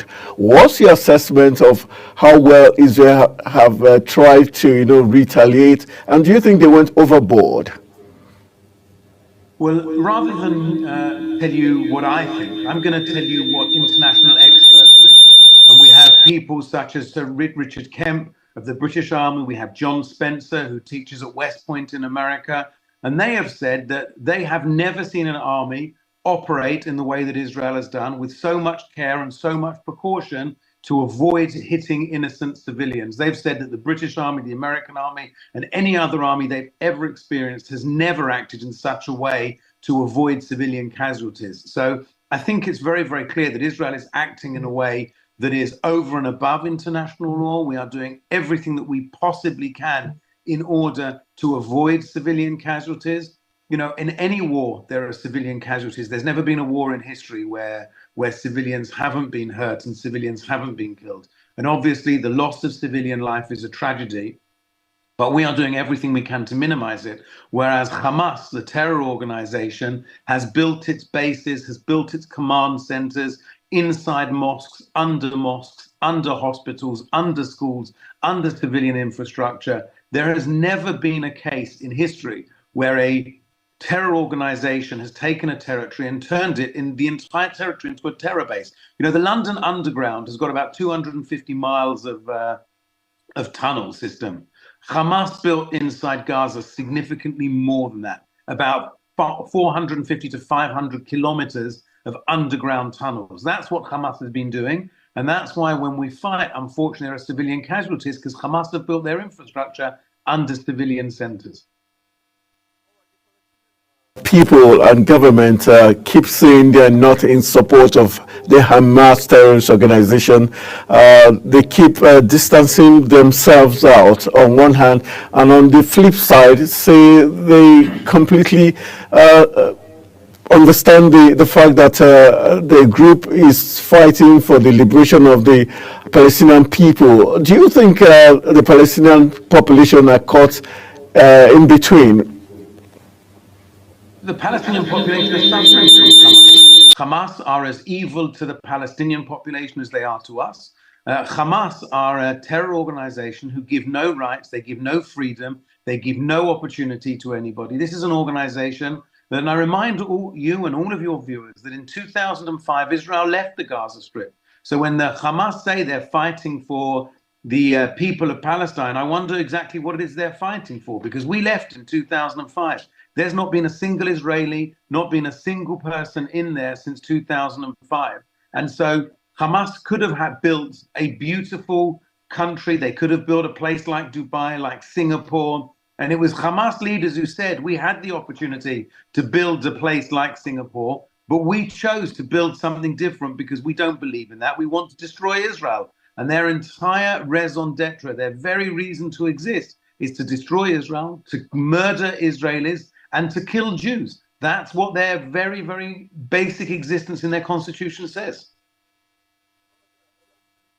Recently, we've seen, before now, the Iranian government and people would attack or seem to allegedly attack Israel using the Hezbollah and other militia groups. But recently, we saw a full-blown attack on Israel with about 180 to 200 ballistic missiles fired at Israel. Does this give an inkling to what Israel has always thought about Iran and what they stand for? Iran has never tried to hide who they are and what they are. Iran fired 180 ballistic missiles at Israel, the largest ballistic missile attack anywhere in the world in history. And they fired these on Israel. They are also sponsoring Hezbollah, as you said, sponsoring Hamas, sponsoring the Houthis, sponsoring the terror groups in Syria, the terror groups in Iraq. They are working to destabilize the entire region. That's what Iran does. And I think that the quicker the world realizes that the proper work, that once the world realizes exactly who Iran is and what they're doing, we will be able to make the world a safe place. There needs to be crippling sanctions placed on Iran. Iran must be sanctioned. The world must do what needs to be done, because otherwise Iran will continue not only to destabilize Israel and the Middle East, but also Africa and West Africa. I can tell you they are operating at this very moment to destabilize West Africa. Iran is putting funding and energy into destabilizing West Africa. So we need to act before their malign activity spreads completely around the world. Still talking about Iran, after the firing of over 180 ballistic missiles into Israel, they did shut down their airspace for a while and reopened it, and also did Israel not to fire at any of their infrastructure, especially the oil blocks or the nuclear site. Why do you think that is important to them? Iran fired, as you said, 180 rockets at us. They fired on civilians, they fired on industrial areas, they fired on military areas. And then they said to us, and this was after the world said to Iran, do not do it. Do not fire these rockets. Israel will respond like any country in the world will respond, and it will cause you problems. And now Iran is saying, look, we fired 180 rockets and missiles onto you, but please don't respond. Please don't hit us back. No country in the world would accept that. No country in the world would listen to that. Of course, Iran doesn't want us to respond, but we, as any independent country in the world would do, who had been fired 180 missiles. Imagine in Nigeria, if Niger fired 180 ballistic missiles into Nigeria. Immediately, Mr. President would order a response, because that's what any country would do. So we will respond in a proportional, appropriate way, in a measured way that makes it clear that countries cannot attack Israel, they cannot attack our civilians, they cannot attack our infrastructure. It's unacceptable, and we will respond in an appropriate way. Some world leaders have said, and interest group have said, the Middle East is at a boiling point, and the fact that it looks like Israel, on one hand, is chewing, it's biting more than they can chew, fighting Lebanon, Iran, and other groups all at the same time. Wouldn't that be counterproductive for the Israeli nation? Okay, Israel didn't choose this war. Israel didn't want this war. On October the 6th last year, we had ceasefire and we were in a different position. We haven't chosen to fight a multi-front war. It is our enemies that have chosen to fight a multi-front war. We don't want to fight on any fronts. We don't want any war. But when people attack us, and when they are doing so, Hamas are doing so, Hezbollah are doing so, the Houthis are doing so, from Lebanon, from Syria, from Iran, when they're all attacking us, then we have no choice. We have to respond. And you're right. We don't want a multi-war front. We don't want any war front. But we will do what's necessary to protect our people. We will do what's necessary to bring back our hostages. And I remind you, the hostages are still in Gaza. 100 innocents are being held in Gaza, being tortured, being abused. I do not want to think what's happening to them, how Hamas are treating them. We know they are murdering some of them. We know they are sexually abusing them, We know they are starving them, they are beating them, they are keeping them in the most horrific conditions. And Hamas need to release those hostages. And if they release those hostages, that would be the surest way to lead to the end of this conflict. And Hezbollah in the north, they can withdraw to the Litani River, as the world told them to in 2006, 15 kilometers from Israel's border. They need to move there. They haven't done that. And until they do that, and they abide by United Nations Security Council 1701, which told them in 2006, move north of the Litani River, when they do that, that will also lead to a ceasefire. So it's very clear what everybody needs to do to come to a ceasefire and to end this. They're just not doing it. Israel doesn't want this war. We had this war thrust upon us, but we will do what we need to do to win this war, to make sure that our people are safe and that our people can go home and they can live their lives without having threats. Government worried that they seem not to have the complete backing of all world leaders, especially looking at the United Nations Secretary General in the person Antonio Guterres, who was declared persona non grata by the Israeli minister. Do you think that was too harsh and too hasty for Israel to have decided that the United Nations Secretary General declared persona non grata? The United Nations Secretary General should have made statements condemning Iran when Iran fired rockets, but instead he called to reduce the circle of violence. And when Hamas carried out their October the 7th massacre, he was not strong enough in condemning.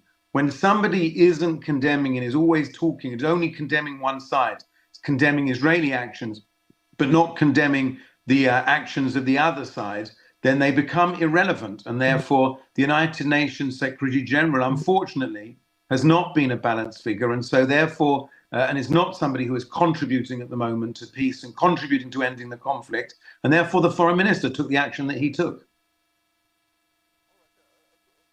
How do you think this is going to affect the United Nations Security Council and Antonio Guterres? Would Israel be pushing for his subtle removal?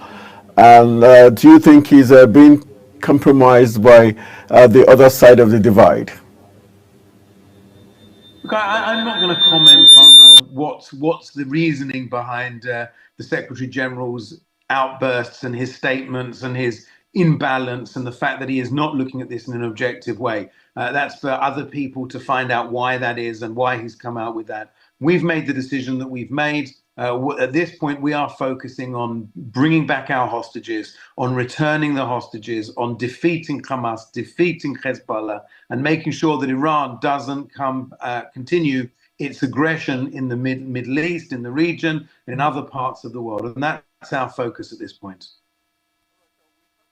Palestinian ambassador in our live studios a couple of days back, and he's still reiterating that the war is continuing because of Benjamin Netanyahu and the US because of their own specific personal interest and not the interests of the Israeli people per se, but the interest of Benjamin Netanyahu to remain relevant and in power alongside the US. Do you agree with his comments? Unfortunately, the Palestinian representative in Nigeria has made lots of comments in the past, including denying October the 7th. He denied the rape on October the 7th. He denied even that the terrorist attack took place on October the 7th. He has denied what everybody has seen with their own eyes. He is somebody who isn't a serious person when it comes to conversations around October the 7th. If you can't accept what happened and you can't condemn what Hamas did on October the 7th, then I don't think you have a serious place in this conversation. Everything else that he says about this issue should be taken with the knowledge that he won't condemn what happened on October the 7th. He won't condemn the rape. He won't condemn murder. He won't condemn terrorism. He won't condemn burning babies alive. He won't condemn the torture of children. He won't condemn any of that. And if somebody won't do that and rather says it didn't even happen, I don't think you can take them seriously on anything else they say. Look at the continuous war currently between the Hezbollah as just a few hours ago, we got the news that Israel had widened its ground operations in Lebanon as it continues striking Beirut. What will be the end point of this this battle now? Because it looks like it's shifting from Gaza to Beirut now. How does this help resolving the conflict in Gaza and also getting Israelis released from captivity by the Hamas? Well, as you said, this is a dual front in this instance. On October the 8th, Hezbollah joined this Hamas's terror organization, and by firing rockets into Israel. Israel has got no territorial dispute with Lebanon. We've got no dispute with them whatsoever. This was Hezbollah who decided they wanted to fire rockets. We sent messages via America. We sent messages via France. We sent messages via the United Nations. We sent messages via everybody we could to Hezbollah. Please stop the rocket fire. Please stop the rocket fire. If you don't stop the rocket fire, we will have to act, because currently nearly 100,000 of our citizens have been moved out of their homes on the northern border, and they need to go home, and they can't go home because of the constant rocket fire. Hezbollah fired 8,500 rockets in 11 months onto our Israeli communities in the north, which meant that everybody had to be moved out of their homes. And we begged Hezbollah to stop. We begged for America and for Lebanon to help us stop. And we said if they don't, we would have to act. They didn't stop, and therefore we're acting. And we're doing what any country in the world would do, which is removing the threat from our border, removing these terrorists, removing the rockets, so that finally our internally displaced people can go back to their homes without the threat of terrorism.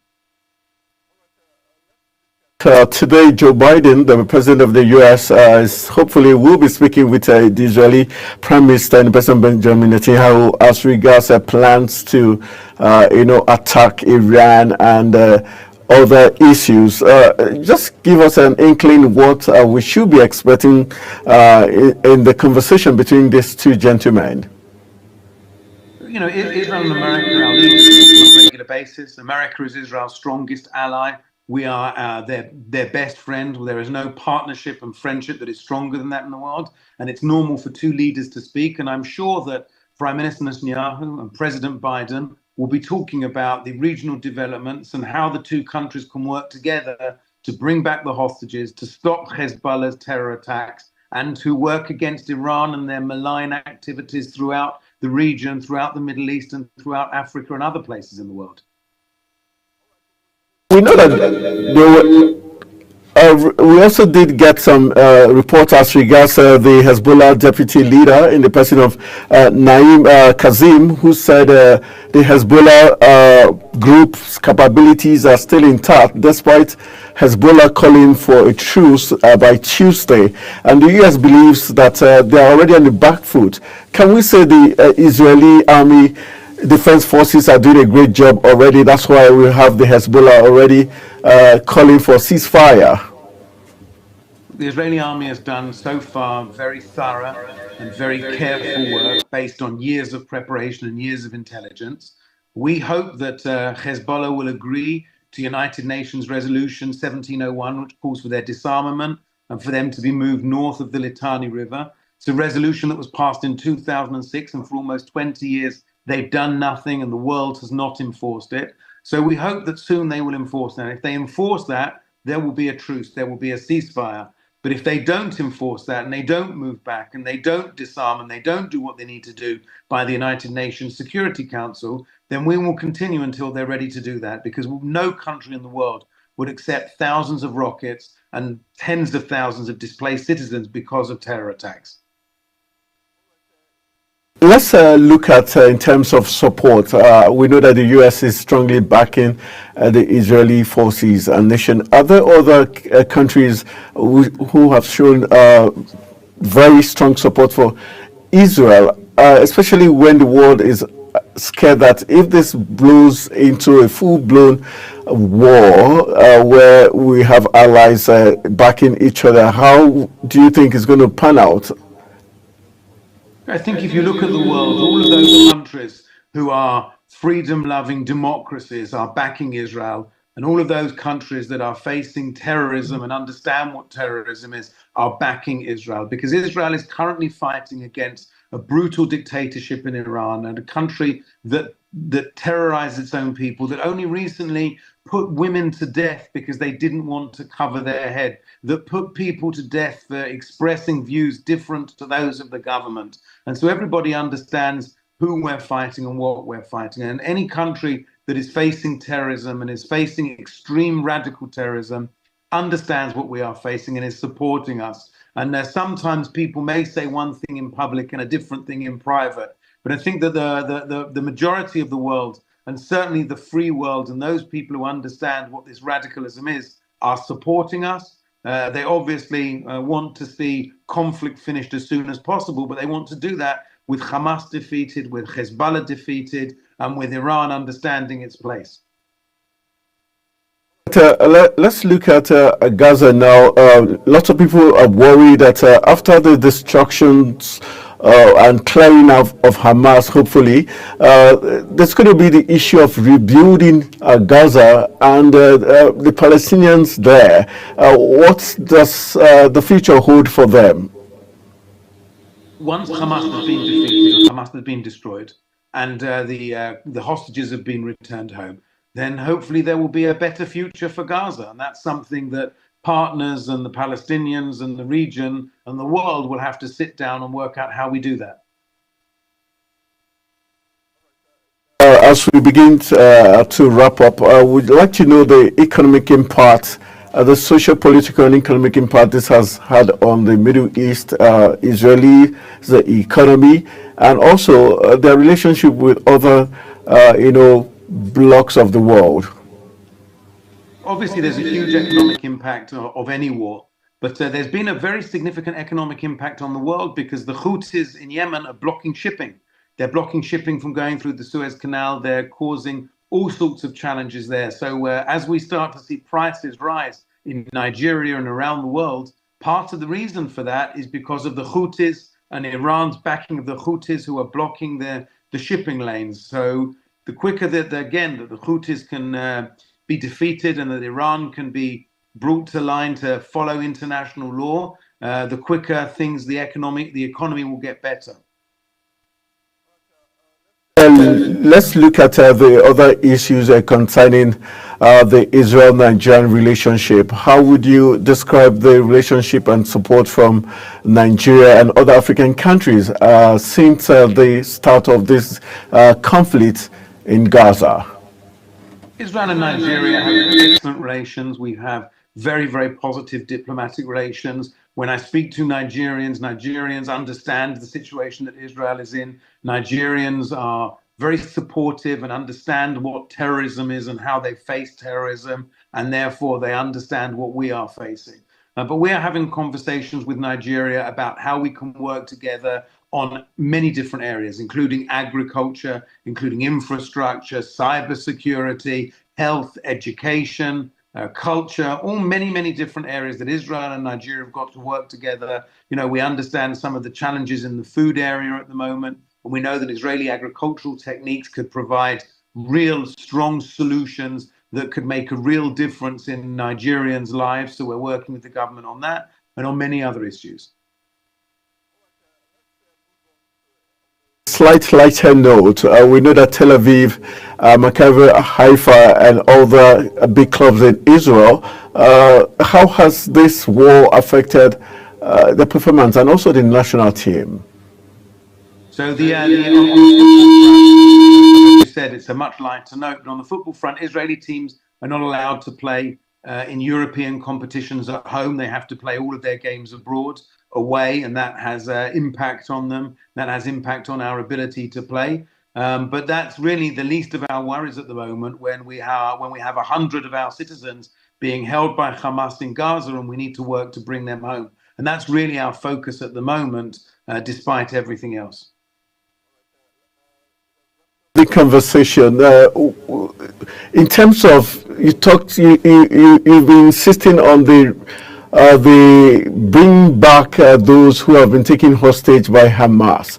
The question is, with the bombardment of Gaza and the killing of Hamas leaders, what's the guarantee Hamas will be willing, if there's still Israelis left in their custody, what's the guarantee they'll be willing to free those hostages? Well, you need to ask that question to Hamas, but this war will only end when our hostages come back. They're told they don't have any more hostages. What would be the implication? Hamas have got 100 hostages. They've got 100 Israeli citizens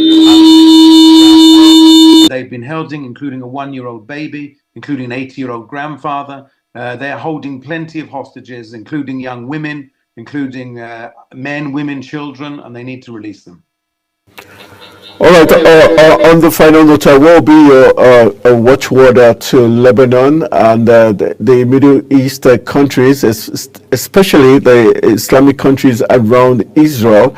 As regards, are you impressed that Saudi Arabia and some other strong nations there have not kind of spoken out to Iran as a way of quelling this crisis? We have strong relations in the region. We've seen the Abraham Accords that were signed 4 years ago that were an amazing opportunity and an amazing dynamic between Israel and the United Arab Emirates, Bahrain, Morocco, and we hope that the circle of peace will extend. You know, in our Declaration of Independence, one of the lines in there is that Israel's hand is outstretched in peace to all of our neighbors. And my vision and the vision of all Israelis is that one day we will be able to live in peace with all of our neighbors and build a better Middle East and a better future. In order to do that, we need to destroy the forces of extremism and radicalism. We need to destroy the forces of terror. And in doing so, I hope that we will be producing a better future for our children and for our grandchildren and for the region as a whole. All right, I want to say a big thank you for joining us this morning on Global Morning, and our heart still goes out to the government and people of Israel as they mark the 1-year anniversary of that sad October 7 attack, and we hope that they'll be able to bounce back and the world continues to support the Israelis and the Middle East, hoping that peace will gradually return to Gaza. Thank you very much for joining us this morning. Thank you. All right, that's where the conversation is stopped. We've been talking with the Israeli ambassador to Nigeria, Michael Freeman, as regards the lessons and all that has happened since October 7, 2023. All right, I will be going for a quick break. When we return from the break, we'll just probably look at one or two issues playing out on the state of the nation before we call it a wrap. Stay with us.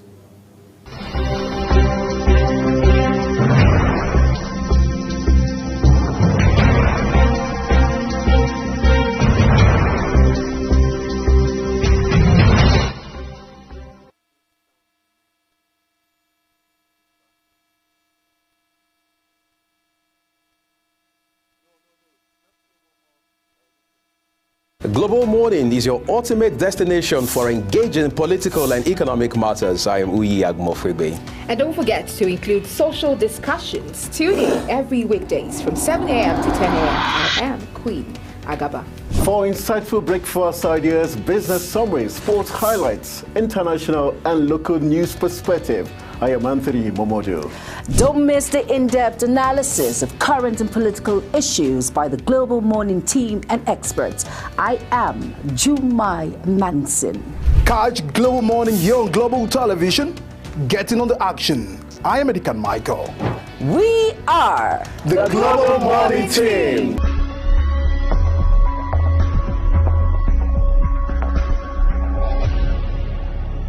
Business Point on Global Television. The business world can be dynamic and unpredictable, with headwinds and volatility sometimes becoming an obstacle for players in the business and economy landscape. Watch Business Point on Global Television as Samuel Oji walks you through the twists, turns and curves in bands, stocks and crucial market indices from a global standpoint. Watch Business Point weekdays on Global Television at 11 a.m. West African time. Business Point. This is business.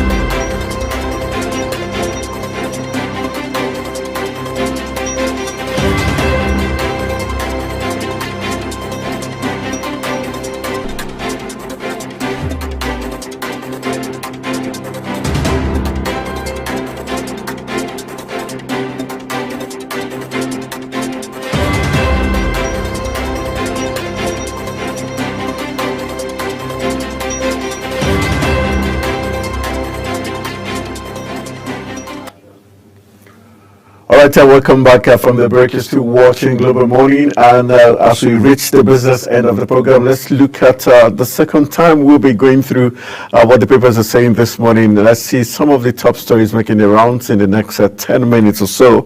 Let's begin with the Punch newspaper and see the punchy headlines we've got in store. From the Punch newspaper comes the headline, violence is the kicker there. It says, Fubara others probe, Wiki alleges disobedience to court orders.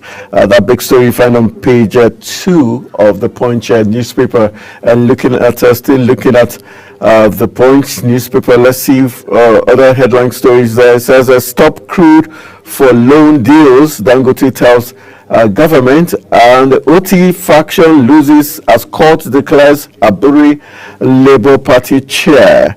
Then South Korean investors planning for Nigerian refineries, says the federal government, and rescuers comb lagoon for 5 missing boat passengers. And we've got our federal government 31 is a kicker member panel to begin talks with ASU. Federal government 31 member panel to begin talks with ASU. Then we've got NIWA donate safety kits to Niger boat operators. Is the headline story there from the Punch newspaper. And we've got federal government shops for permanent secretaries for 8 states is the headline story coming out from the Punch newspaper. All right, let's go through and see one more paper, then we'll go for another quick break. We've got this day some very interesting headline stories there coming out from this day. It says, Lukubiri is the kicker. Federal government anticipates $50 billion investment into oil sector before the year ends. That's an interesting story there coming out from this day newspaper. Lukubiri is the kicker. Federal government anticipates $50 billion investment into oil sector before year end. Fubara is the rider here. We will unravel arsonist. And we've got under it is Wiki is a kicker there too. Fubara broke the law. Then we've got court orders INEC to recognize a Aburi-led Labour Party and extend party dues to it. All right, those are some of the headlines, the big talking point on this day newspaper there. Let's go to the Vanguard. We've got some interesting headlines from the Vanguard newspaper this morning. It says Nigeria can become refining hub, says Dangote. And we've got arson is the rider. Oil output in rivers threatened. If that's I find out who's talking there, it's Fubara. And we've got 21 feared dead, 11 rescued as boat collide in Lagos. And the picture story there is the governor-elect of Edo State, Senator Monday Okpeholo, presenting his certificate of return to the Oba of Benin there, the smiling traditional chief there. All right, let's look at other headlines. AFCON 2025 qualifier is the rider, Eguavon upbeat. Super Eagles will beat Libya is the talking point there. And we've got VIO restriction is the rider. Abuja court judgment not applicable in Lagos, says government. All right, those are some of the interesting headline stories there from the Vanguard. Let's quickly run out for a quick break. When we return from the break, Global Morning continues. Please stay with us.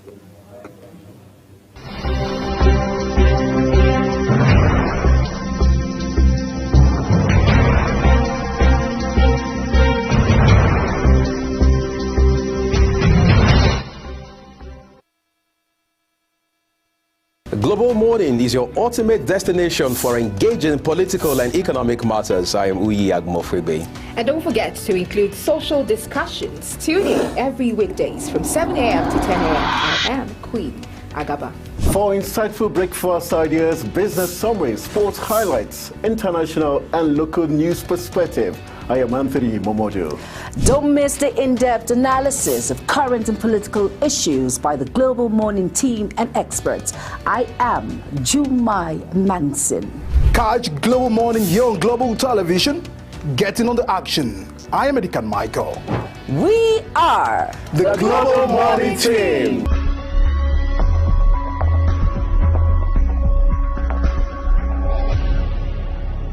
Business Point on Global Television. The business world can be dynamic and unpredictable, with headwinds and volatility sometimes becoming an obstacle for players in the business and economy landscape. Watch Business Point on Global Television as Samuel Oji walks you through the twists, turns and curves in bands, stocks and crucial market indices from a global standpoint. Watch Business Point weekdays on Global Television at 11 a.m. West African time.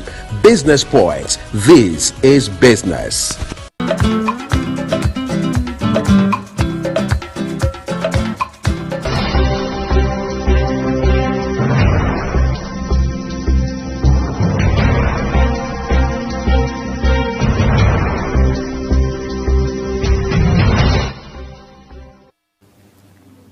All right, welcome back. It's now time for us to call it a wrap on the program. I want to say a big thank you to all my guests that joined me, from Ben Shimang, who joined us via Zoom, from the African service of the Deutsche Welle, helping us in the paper review segment, to Model Jeffrey Abidoye, the global president of Rebuild Nigeria 360, as he spoke on the Labour Party and NPP part ahead of the 2027 polls. And also want to say a big thank you to the Israeli ambassador to Nigeria in the person of Michael Freeman, who discussed how Israel is marking the 1-year anniversary of the October 7 attack. All right, my name is Anthony Momodu, saying thank you for being part of the show from 7 a.m. until this very moment. I want to wish you the most beautiful part of today, and enjoy the rest of your day. Good morning.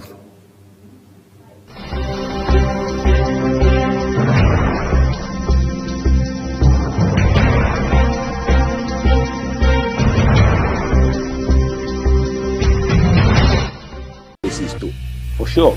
Incidentally, we have several more stories. The legislature was carefully crafted to 22.2% inflation rate as of April this year. What does that say about where we are as a country? I think Nigeria has resorted to being resilient. Before you call the police station, before they even leave, they'll take permission from. I don't think there's really anything on ground to improve. We struggled, as to strike. Minister of Education volunteered and said, give me 2 weeks. It was a lie. The president never gave me any deadline.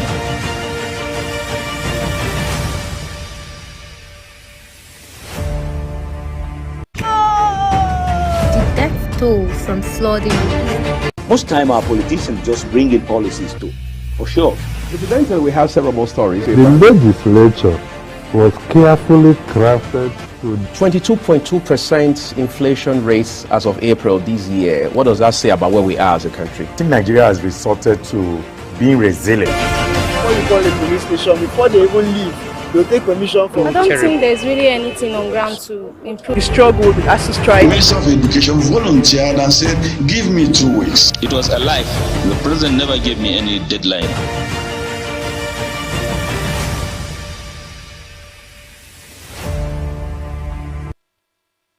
Global Morning is your ultimate destination for engaging political and economic matters. I am Uyi Agmofwebe. And don't forget to include social discussions. Tune in every weekdays from 7 a.m. to 10 a.m. I am Queen Agaba. For insightful breakfast ideas, business summaries, sports highlights, international and local news perspective, I am Anthony Momodu. Don't miss the in-depth analysis of current and political issues by the Global Morning team and experts. I am Jumai Manson. Catch Global Morning.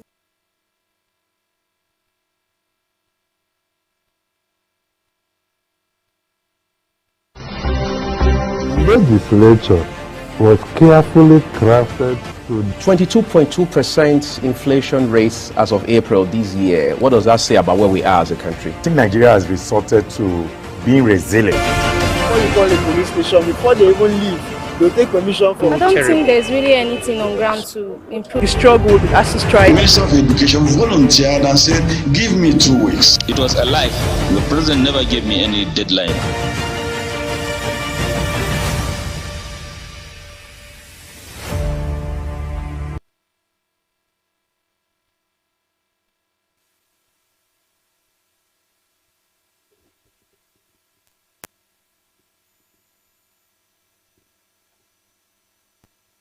Day of October 2024, and we're in with a big shout to say we're grateful and very glad to know you're out there and you're part of our lives. We intend to make today truly amazing for you as we give you all the top stories making the rounds across the globe, and also talking about Africa's biggest black nation, Nigeria. We'll be focusing on that and all the interesting issues making the rounds. Of course, we'll be giving you some highlights also from other part of our national lives, not forgetting the sporting angle and other issues making the rounds. So today happens to be a very, very important day in the history of the world. We're talking about the United Nations Day, and it's the World Post Day. Take that to the bank. And you come back, Richard. We're celebrating 100 and amazing 50 years of enabling communication across the globe, and also empowering people,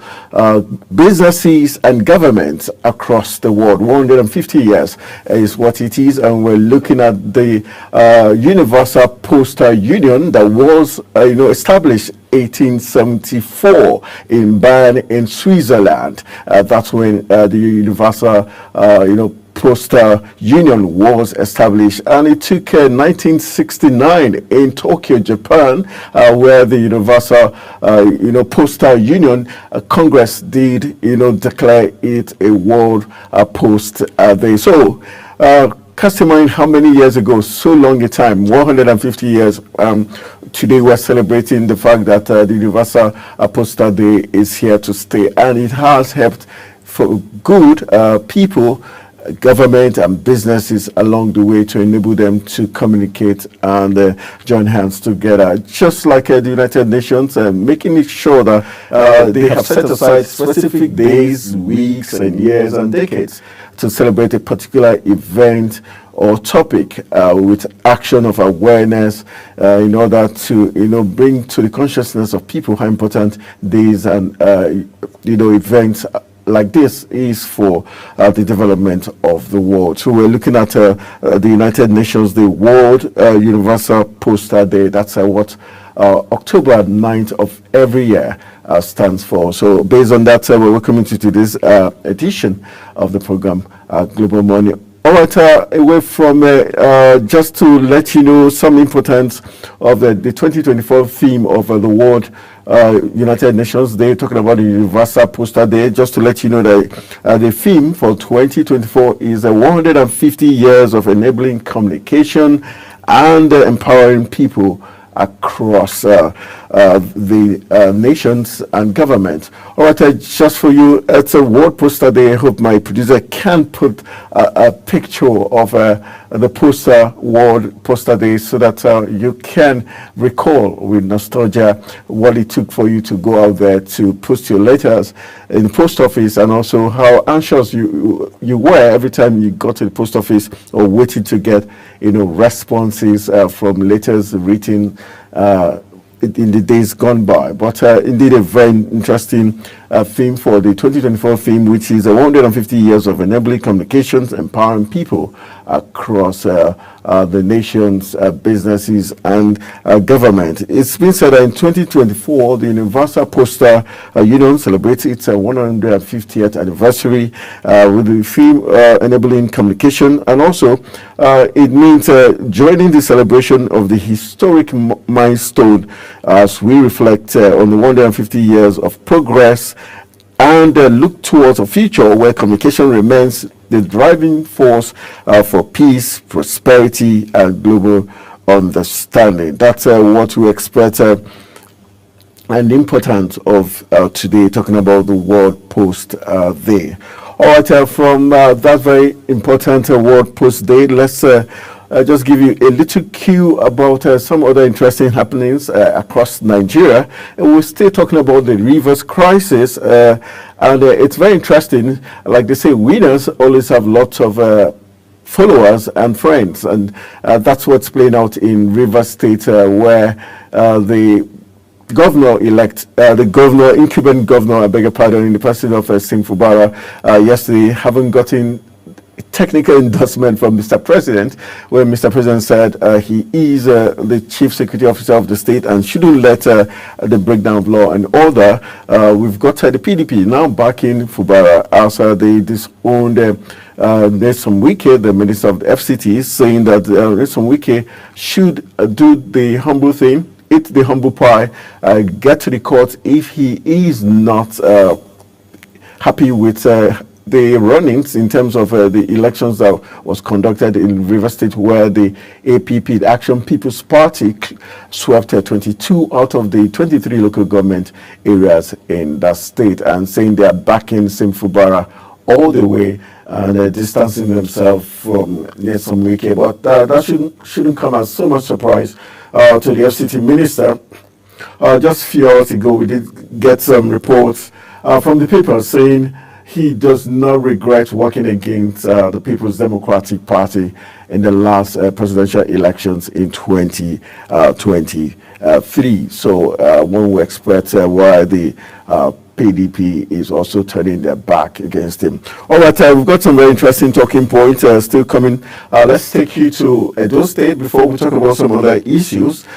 Some very interesting talking points coming out from Edo State, where the traditional ruler there, the Oba of Bini, where the second is talking this morning. He's calling on the governor-elect in the person of Senator Monday Okpeholo to ensure that he does, fulfill his campaign promises. Talking about Edo State now, and talking about the governor-elect, where the Oba of Benin, talking about Oba Eware the second has urged the Edo State governor-elect Senator Monday Okpeholo to do everything possible to fulfill his campaign promises to the people of the state. That's a very strong one. And let's see, I think we're having a guest joining us all the way from Edo State to tell us more about what he thinks. If it's he is convinced that the governor-elect in the person of Senator Monday Okpeholo and his team will be able to fulfill the campaign promises.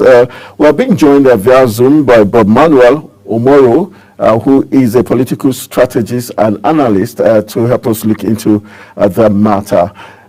Good morning, Bob Manuel. Are you there?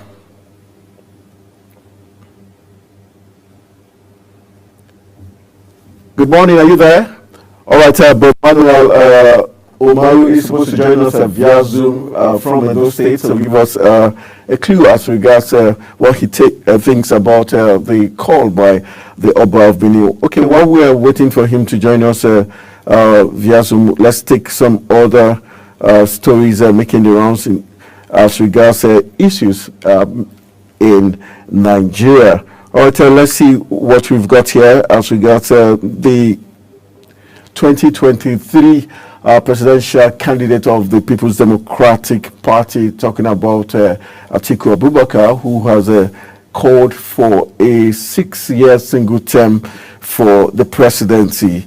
That's what his call is this morning, saying that will be the way to go, a single term of 6 years, and he would. All right, my producer says let's go for a quick break. Let's go for a quick break. When we come back from the break, we'll be looking at what Abubakar Atiku is saying. He's saying a single term of 6 years will be the way forward, and also saying that the presidency should rotate between the 6 geopolitical zone. We'll talk about that briefly before we start looking at what the papers are saying this morning. Stay with us.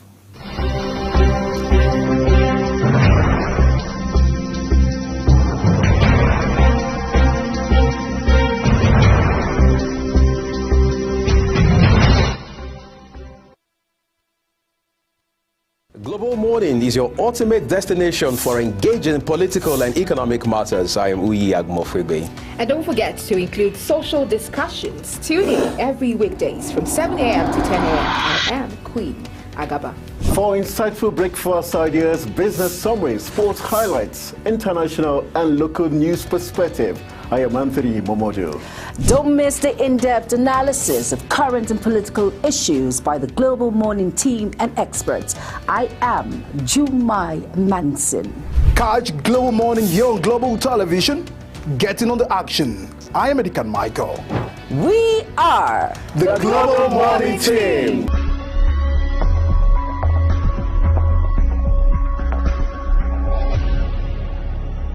Business Point on Global Television. The business world can be dynamic and unpredictable, with headwinds and volatility sometimes becoming an obstacle for players in the business and economy landscape. Watch Business Point on Global Television as Samuel Oji walks you through the twists, turns and curves in bands, stocks and crucial market indices from a global standpoint.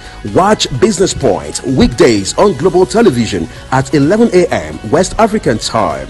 Business Point. This is business.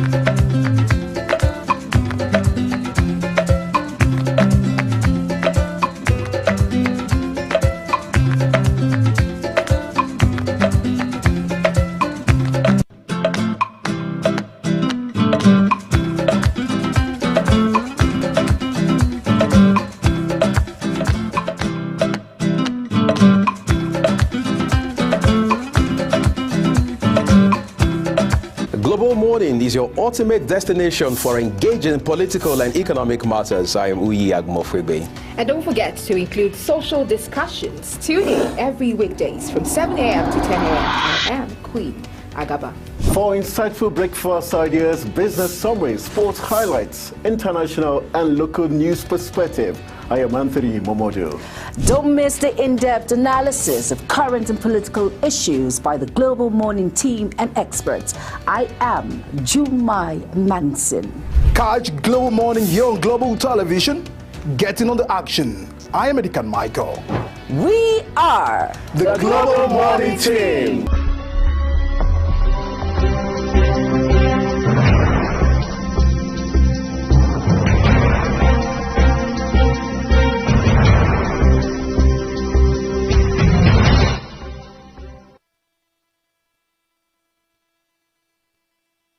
All right, welcome back from the break. You're still watching Global Morning, and it's just while we thought Bob Manuel Umaru was ready, he is not ready. So let's move on and see, look at what the papers are saying this morning. And we've got Ben Shamanga, who is works with the African Service of Deutsche Welle, who is joining us via Zoom to look at what the papers are saying this morning. Mr. Ben, good morning. Thank you for joining us on Global Morning. Thank you. Globally, I say good morning.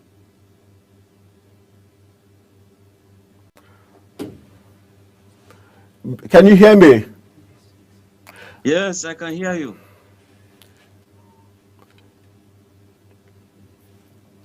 Can you hear me?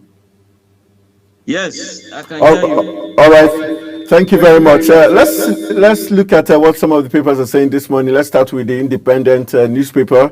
It has a very interesting story. 16 states ask Supreme Court to declare EFCC unconstitutional. Is one of the headline stories coming out from the Daily Independent. We also have got another interesting headline. It says second quarter of 2024 is a rider. Nigeria's capital importation drops by 23% to $2.6 billion. We've got Shetima unveils a framework for federal government nationwide nutrition program. It's another interesting headline stories. Then we've got Rivers local government polls. Is a kicker there. It says those who burn secretariat must be held to account for Bara vows. And we've got NWC Ugochi. Chinyere, trade worlds over PDP crisis is another one. Then on page 29 of the Daily Independent, we've got Tinubu vows to leverage on technologies to boost transparency, efficiency. We've got a Senate ask for increased budgetary allocations to universities. Is the big story we find on page 7 of the Daily Independent. And then going forward, we've got PDP plotting violence in Imo, says state government is the headline story there. All right, let's look at some of these headline stories. Let's begin with 16 states ask Supreme Court to declare EFCC unconstitutional. Are you worried or you're happy with that move by 16 states out of the 36 states of the Federation? In fact, let them be 37 or 40 states in Nigeria. They cannot, because of their own wishful thinking, that EFCC is inconstitutional, inconsequential, and therefore cannot stand the test of time. Look, it's just a wishful thinking. What we want is a body that is fighting corruption. You fight it to a standstill. If the governors are afraid of their shadows, then let them continue to be afraid of their shadows. And may their shadows continue to grow taller and wider, so that whoever goes against the law will have to be held accountable. I pray EFCC to go casting their drag net to ensure that whatever bad fish is caught in the ocean is a kind of dealt with. And so if they are afraid of being corrupt, well, I don't know. Why are they afraid of EFCC? The innocent cannot be afraid of anything at all. So if they are innocent, they shouldn't be afraid of the EFCC.